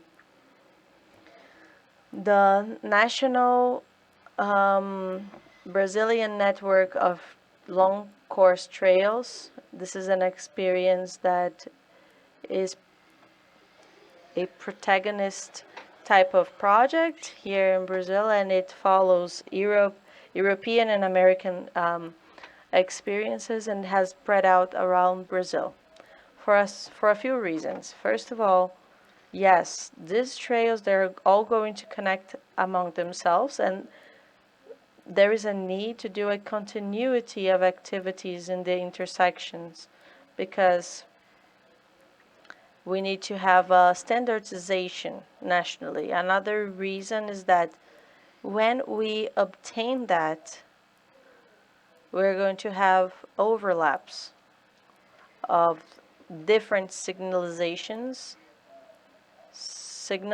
in the area that are going to help visualizing where the person is, and is going to make it easier to do the maintenance of the area. Not only we are not going to fight for volunteers or for areas, but here we can also show that if you know how to use these trails, we use European studies, and they generate a lot of income. 50% of the people that do this study in Europe, they go there to recycle their knowledge every year. And you have this fetish of saying, oh my God, I completed the course. And you're able to feel much better about that. And they need to fit the 28 days of walk that the person needs to do while she's on vacation. So how do we do that? This is a national sum of the different regional trails, and the end of one is the beginning of the other. That's why it's important for us to standardize all of those trails for them to really be able to be connected. That is how For example, the Transcarioca Trail, where it ends, it goes to Serra do Mar Trail. So we have, for example, there can be a message. You have just finished the trail of Transcarioca. You're going to begin the National Oiapoca National Trail. Each one of these trails have their own governance, their own strategy of income generation, and it's from bottom to top that we decide how things are going to happen, and we just authorize it in the end. The national network of trails is a public policy in the different stories of the government. Here in Rio de Janeiro and Recife also, it's recognized by decree of the City Hall, and it's a public policy from ICMBio, the Ministry of Environment, and MCTIC, and that determines the different signalings, the areas that we're going to have inside the trail to make it easier. The different states also start helping each other with the different laws that are applied. There is a general law that is applied to the trails, and that is sanctioned by the governor, and that is still being discussed in the different parliaments in Paraná and Goiás. We have two governance that complement each other. Governmental governance that is part of ICMBio with the participation of the Secretary of Environment and different policies of the municipalities and states. And another governance that is for volunteers of the society, where we have the boards of administration with 135 trails, with several topics of communication and research, activities, management, volunteering, entrepreneurship, a board of public safety, and so on. So the volunteer part is concentrated in the alignment of all of these activities. The network now is already a little bit behind. There is 134 trails that were implemented in more than 350 municipalities of Brazil, in all of the states and territories, except the state of Tocantins. There are more than 300 conservation units that are connected in the network now. And we say that this network, they do not cut the conservation units, they connect them. And one of the challenges that we have is some managers that believe this trail is something external that cuts through the unit. The network is projected within the national system of conservation units to be a tool of the system.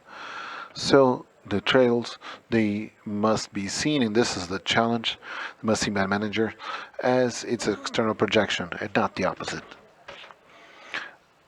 So if we can't connect them, we'll have a set of conservation units that's not what we plan. We have a system and we couldn't connect them in a satisfactory way. So this is a public policy that aims at filling this gap. And why standardized signage? Well, when we adopted the American signage, which is a white rectangle, so when it brought the Americans to Brazil for them to see, they said, "No, don't use our signage for the love of God." I said, "Why?" "Well, use it for 100 years." And exactly because of that, because now we have 600,000 kilometers signaled, and we can't undo that. But do not make the same mistake. Find a signage that is, well, I mean, or signage, it's not easy to be interpreted. You know, we need to teach a course to the user. So try to be more cognitive. So the worker at the National Park of Tijuca, he had the idea, the simple idea, and at the same time genius idea. So let's use an arrow. Everybody understands an arrow. Even an illiterate person understands that. So we started using arrows. Congratulations, Luis Fernando, you're a genius. But when we went to Europe, that did not have the truckload of money that the United States had, and saw the arrows, they said, please, don't use arrows. I said, why? Everybody understands arrows, it's easy. I said, but the arrow doesn't bring ownership. And if you want the trails to be a conservation tool, you must find a signage that people feel as part of that. That from this national part to have, from this local, they have a quick transposition to the national part, and may generate income. So it's easy to say, right? But why? Well, and then we went to South Africa, 2 volunteers and 2 analysts of ICMBio. And in South Africa, we saw what's up with the trail signage. And then, well, we realized, you know, we could just clicked, let's bring it to Brazil because, well, the footprint, it's easy to be connected. Everybody understands that. And then, because, well, it understands that each trail has their own footprint. Just like the Transmantiqueira has the Araucaria tree. As the others, they have the deer. And as the bicycle trails have a bicycle, the Transcarioca has the Christ the Redeemer, and each one have their own, but all have a footprint, a standardized footprint, always in the yellow over red, or black, and black over yellow in the north-south direction. So you can signal both sides. And there's an advantage as well, which is what is happening indeed. A person who's a volunteer, for instance, in the Transcarioca Trail, and they travel to Acre, or for any reason, if they go to Acre and they see the footprint that they didn't even know it exists, they think, well, I'm part of this here.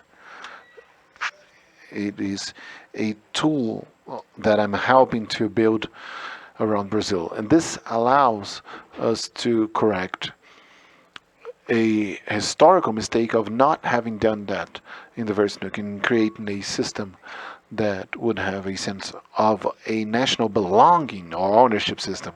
The network is federal, state, municipal, and private, and it has a signage that creates a visual language common to all. It is of ICMBio and others, and it generates, well, ownership.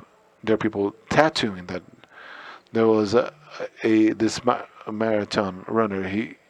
He tattooed 4 of them because he did 4 regional of them, and they become products as well. In a 1,000-kilometer trail, if you have a signage throughout the 1,000 kilometers, because what we could understand with the Americans, because if you're going through all this trail, they will buy all the products in the first 30 kilometers. So this will generate employment and income at the edges. And then they have the t-shirt, they have the hat, they have the stickers, they don't buy anything. So to have a standardized signage, but at the same time, to have this flexibility for each trail to have their own, and all of them talk to one another is fundamental. Otherwise, you won't have a system. You make the same mistake. So this example is quite interesting. This lady, she took a picture of the trailer at Acre, She had an exchange program. She was in an exchange program, and she dated a Russian guy, and he sent that picture to the Russian. This Russian was in Thailand, but perhaps she doesn't know this trail is in Acre, but she knows it's in Brazil. One trail spreads the word about the others, and everybody takes ownership. Without standardization, there are no systems.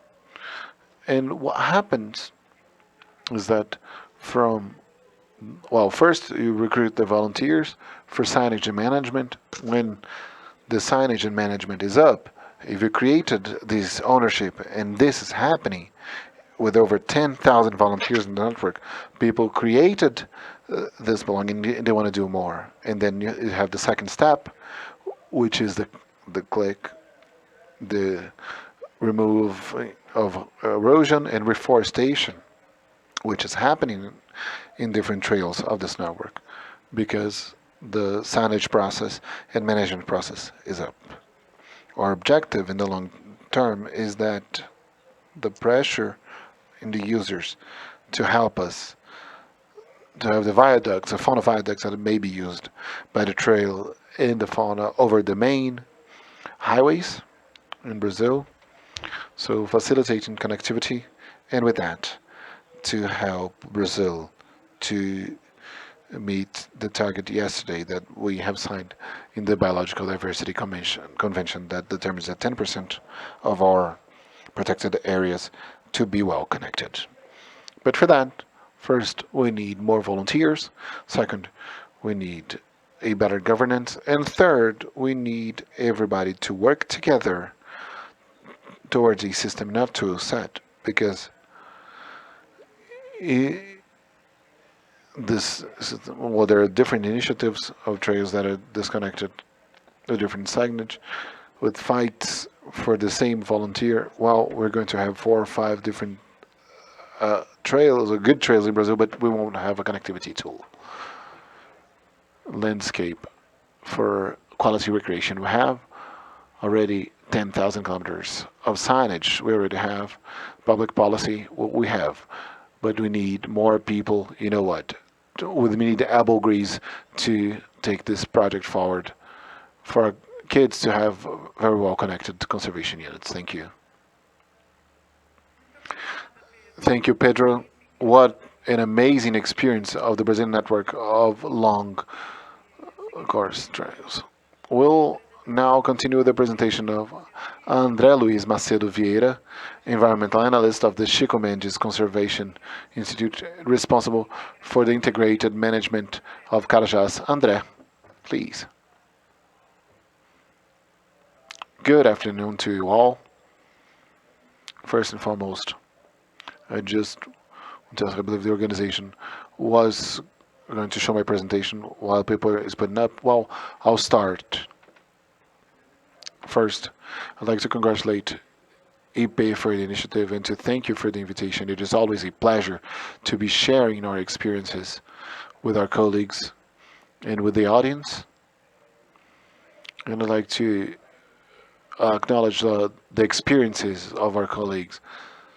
They were all very exciting. So I'm just waiting for the people to put up my presentation. Well, otherwise I can do it here, should need be.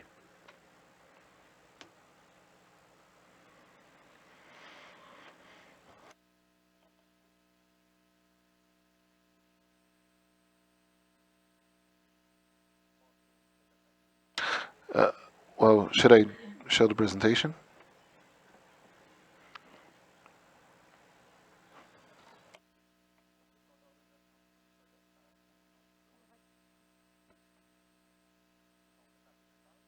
So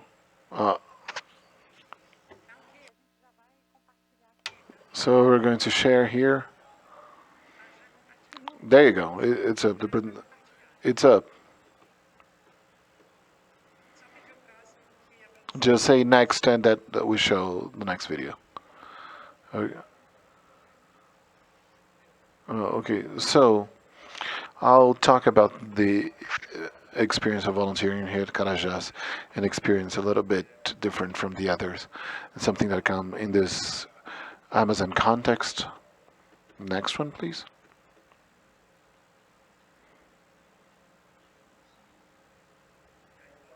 So this is just where we are. We are located in the southeast of Pará, here in Carajás, and we are responsible for the management of 6 protected areas, 3 national forests, Bio, and a national park. And the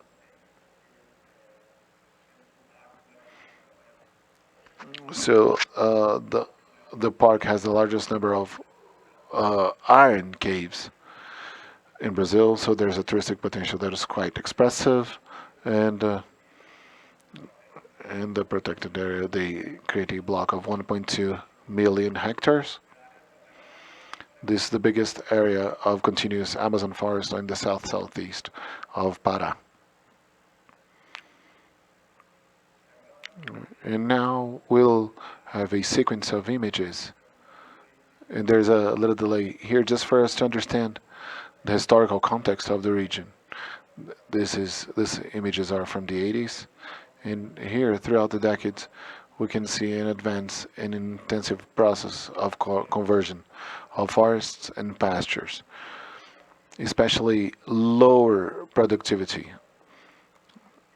And here, this process has led to a transformation process of the Carajás conservation units into a great vegetation island. You can stop now really quick. So now this mosaic is anthropized with a strip of Amazon forest, and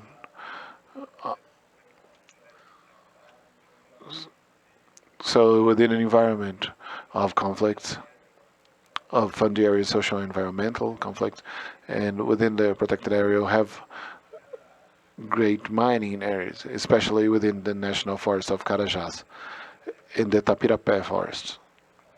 Those 6 have the main mining enterprises in Brazil, and this is very challenging that represents great threats and great pressures.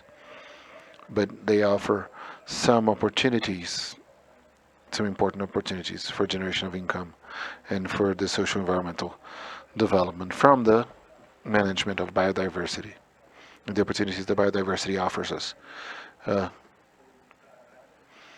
So this was the need to construct this strategic plan in the long-term view. It has as a premise to try and take the opportunity generated by biodiversity, and at the same time to manage and mitigate the threats and the risks and the impact.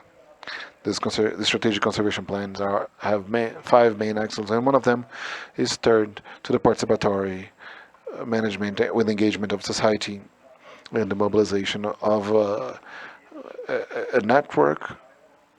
This is where the volunteers are inserted in, and they're playing a fundamental part, helping us in the implementation of the strategic conservation plan from the Carajás territory. Next one, please. And now we'll talk about the origin, and the volunteering at Carajás is quite recent with regards to what was presented by our colleague from the National Park of Tijuca. It started in 2016, and one of the main reasons that has motivated the mobilization of volunteering was in a sense of helping us to deal with a very important challenge.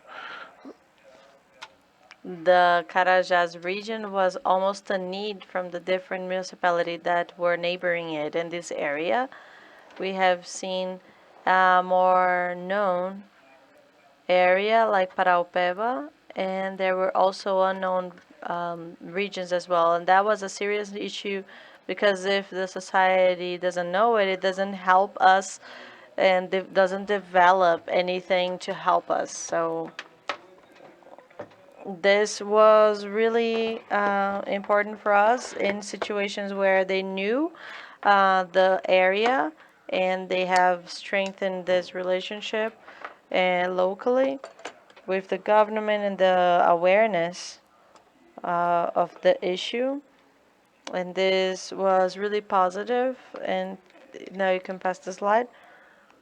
We started with volunteers in 2016, and once it started growing, we had enough, it was affected qualitatively and quantitatively. And we had different collaborators that already participated in this with us, more than 4,000 of them.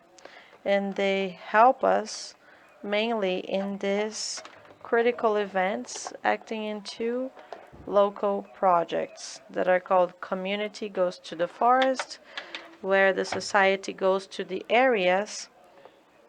We have partnerships with all of the different municipalities of the region, more or less 10 to 15 municipalities. We work in partnership with the universities, the mining sector, and so on, with the perspective of the improvement of the area with different energies. We take the different volunteers to different areas, to the companies and the cultural centers, to present the units of conservation. And there is a critical discussion globally in regards to this process of development regionally that marks a big part of our work. Thank you so much. Now you can pass the slide. Another idea in this project of learning that we had is that the activities from the volunteers started to be more diversified with environmental education, political education in the conservation areas.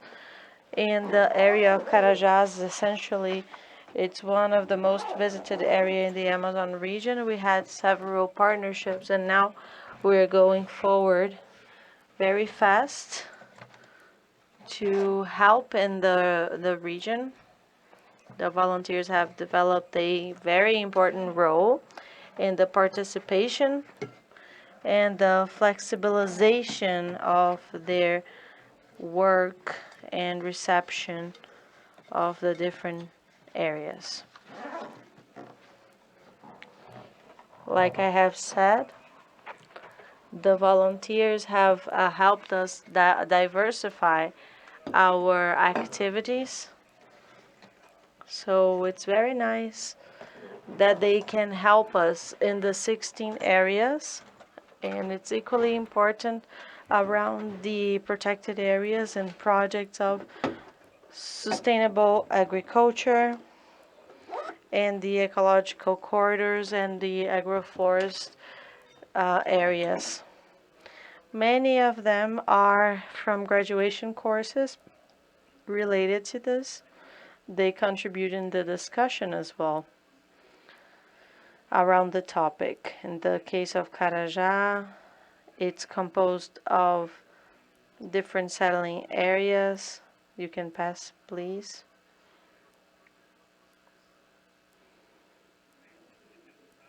And within the results, especially the protected areas, the result is instantaneous. And feel this feeling of the belonging is really important. You have a regional importance regionally, the diversification of lives and partnerships, and has resulted in the social engagement that is very expressive throughout the years in the conservation of these protected areas.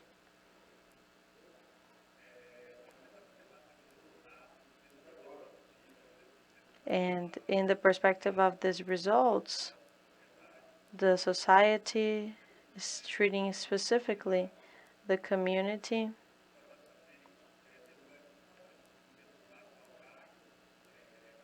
and in this community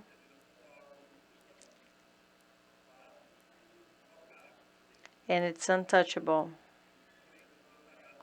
And through the volunteering area, we can provide this diversification with activities of leisure and of education, and this has resulted in gains, in economic gains in the area, and they have registered themselves in the area with the support of different income. Now you can pass the floor. So the gain of the volunteers itself also represents a very important goal. In the case of Carajás, they become an entry gate for different students that become volunteers in the area.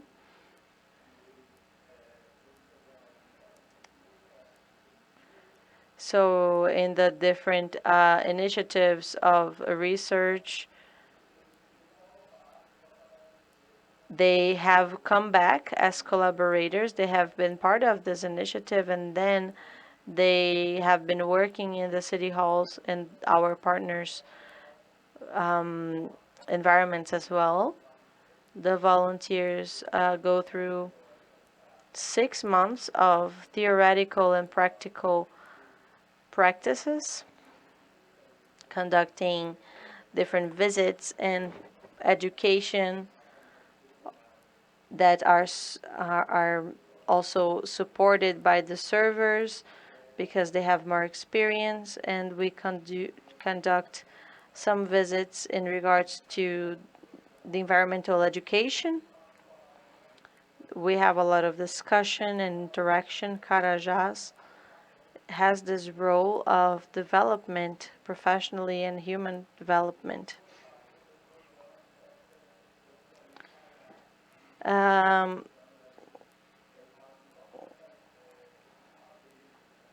So in these different partners that we have, we work with different partners, not only due to the collaboration of different projects, but also because at the end, another thing that we have learned throughout this 5 years conducting this volunteering Carajás area is not only to diversify the volunteering practices, and they are involved with different projects and research. Another thing that we have learned is the empowering of the different volunteers in terms of education. The more they know, the more they understand the conditions and the biodiversity.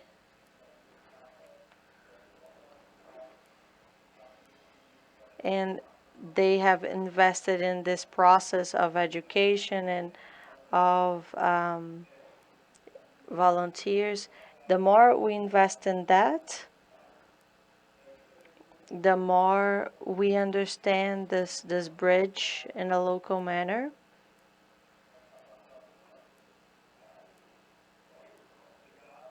So I think that's it. We are at your disposal if you have any questions, any doubts.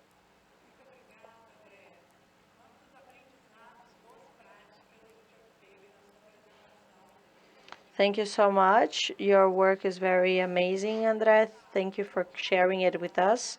Our last invitee comes from Pantanal, Maria de Lourdes Arruda, and she's part of the Bahia Negra. Maria, please talk to us about yourself. What is the work that you do there? Tell us a little bit about the work that you're doing in Pantanal. Okay, so first of all, I'm so sorry for the connection of my internet. So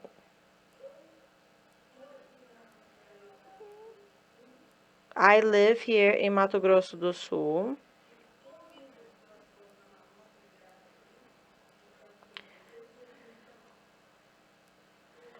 Since 2019, at first.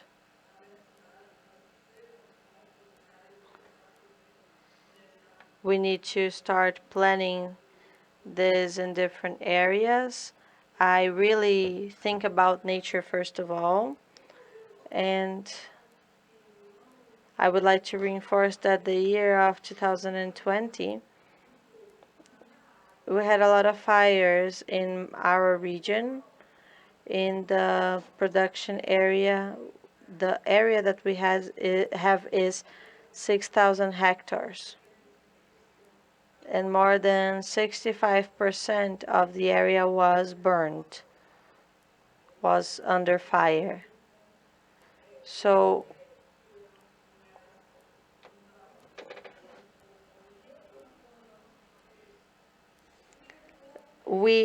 there was the fire that destroyed half of our work, and now we are here, volunteers and partners, and day after day it seems that we have more and more people to help us and for us to take care of what is ours.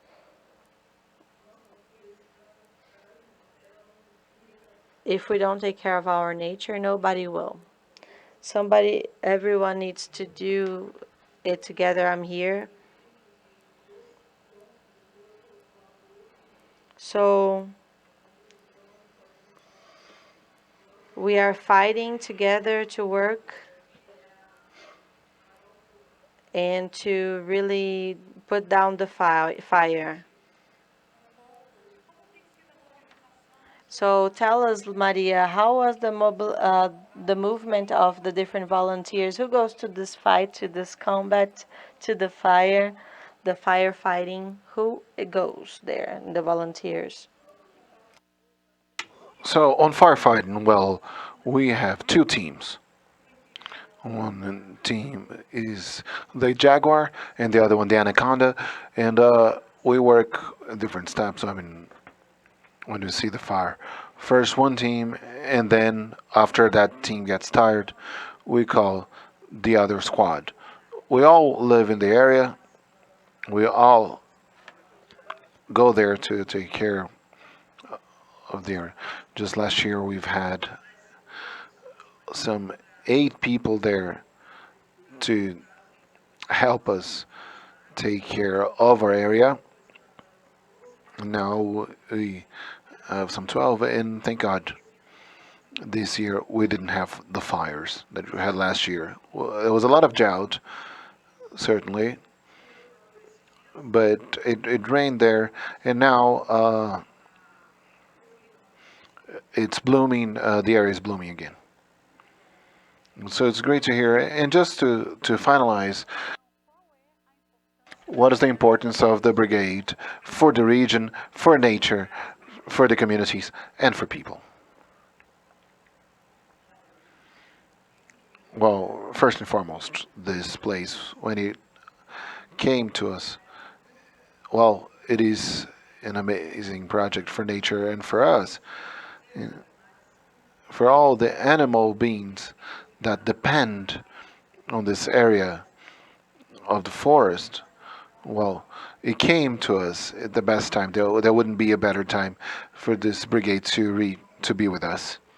So I am very happy because everybody is making use of, well, they're doing their part. And it's working out quite fine. Thank you. Thank you, Maria. May you all continue mobilized with great engagement, a great dedication in this important work. Important. Thank you very much for the opportunity. And should you need us, we're here. Thank you. Well, now we're closing this panel, the voices of volunteering and inspiration. And to close, I'll invite Rodrigo Bueno, a graphic facilitator that you saw in the beginning. There were designs and a series of illustrations that give life to those voices that create a fun site. And Rodrigo is this artist that creates these panels. Rodrigo, I'd like to ask you to share your screen to show the highlights of these voices of volunteering. Good afternoon to you all. It is a great joy, it is an honor to be here learning with you. So I'll share my screen now.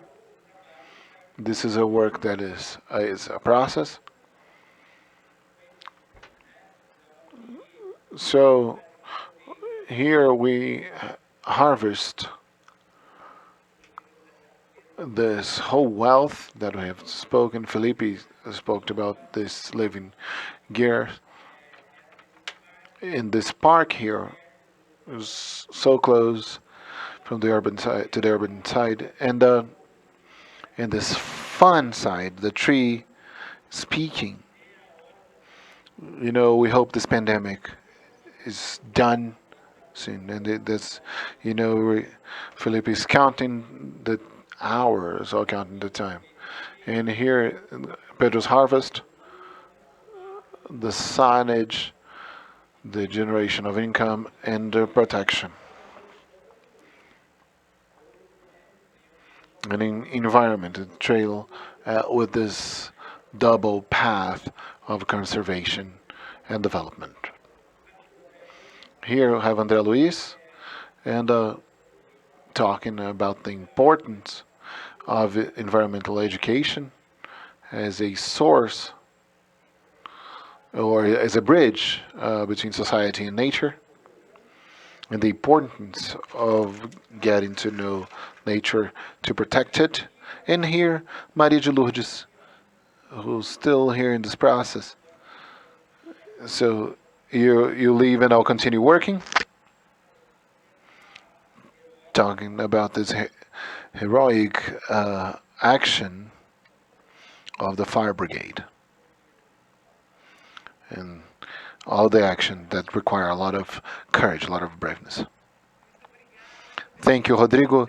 We want to tell you that this panel and the others of the other lectures, they will be available on our website of the event. So here in our chat, I'll ask Sibeli, who's in the EP channel, to put up the website for you to go to publications and access the panels. Well, we are reaching the end of day one of the Brazilian Forum of Volunteering in Conservation Units. We had a very rich afternoon with an exchange of experience, and in this closing, we'll do together Angelini, Angel Peri, Sibeli, Tasso, and myself, Andrea Zieberman. So to start with this closing, I'd like to invite Angela Pelin, who will bring the summary and will tell us what happened this afternoon. Thank you, Andrea. I'd like to thank you all who shared this great moment with us. It was great to see this work now, Rodrigo, consolidating everything that has been said. So I'd like to thank all the guests and the participants of the event, and I highlight the importance of this network, with this partnership with the institutions that we're having this afternoon, and people in institutions that are dedicated to a common cause, which is conservation of our social biodiversity and our conservation units. Claudia today, in the beginning of the afternoon, has brought us something very inspiring, a calling. Everybody can be protagonists to this conservation. So I believe each one of you may be engaged in this cause.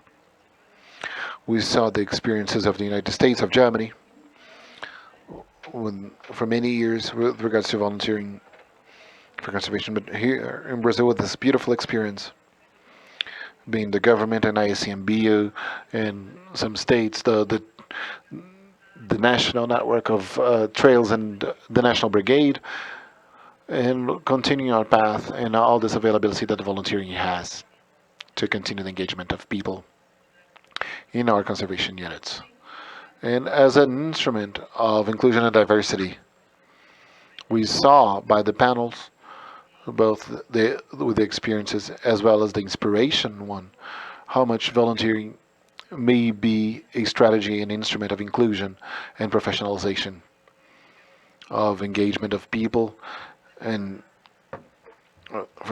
friendship. And we saw in this panel a lot of the beauty of volunteering towards conservation. The initiatives, being the initiatives carried out by the government and civil society, and the local community, as Lourdes has brought us, in the case of a volunteer brigade, and Pantanal, and regardless of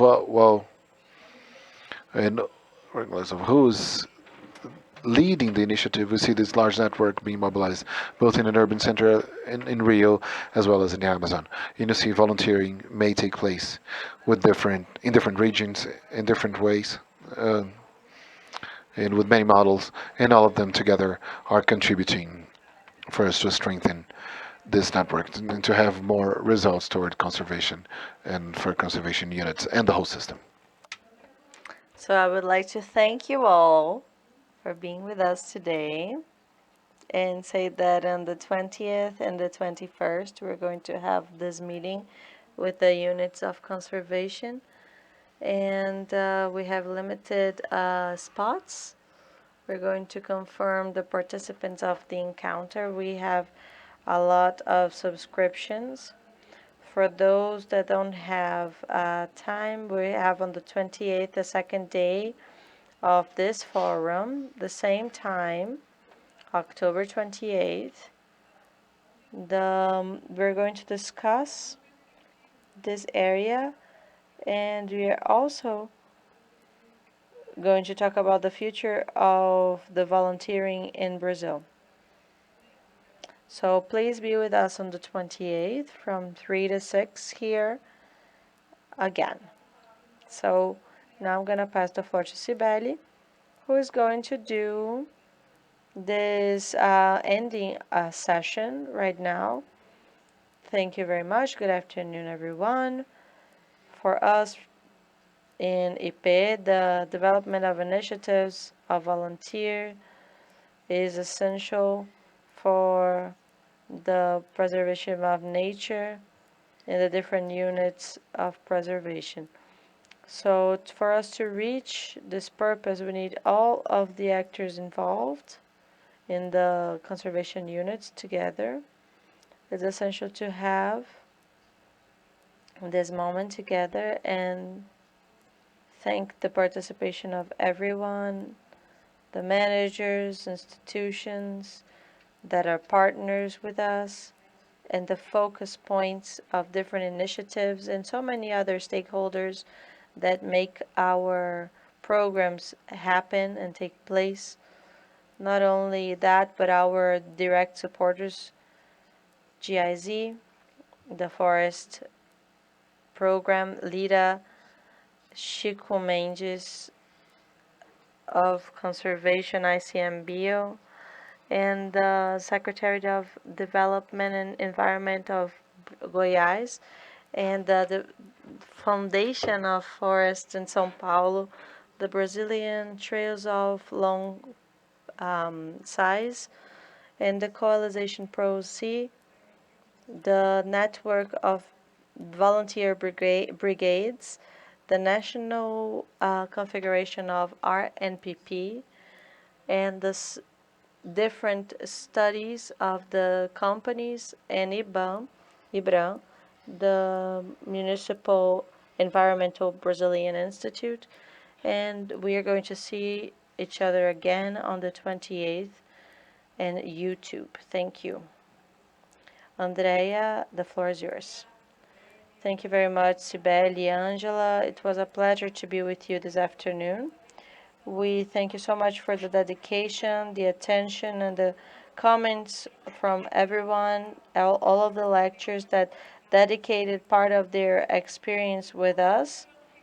So just remembering Angela's mention, we're going to have on the 20th and 21st the email and the selection from the different areas. If you are not available, please be back on the 28th. We're going to be able to share these good practices that are going to be brought in this new encounter and to close this cycle of meeting that we're going to have till then. Good evening for everyone. See you then.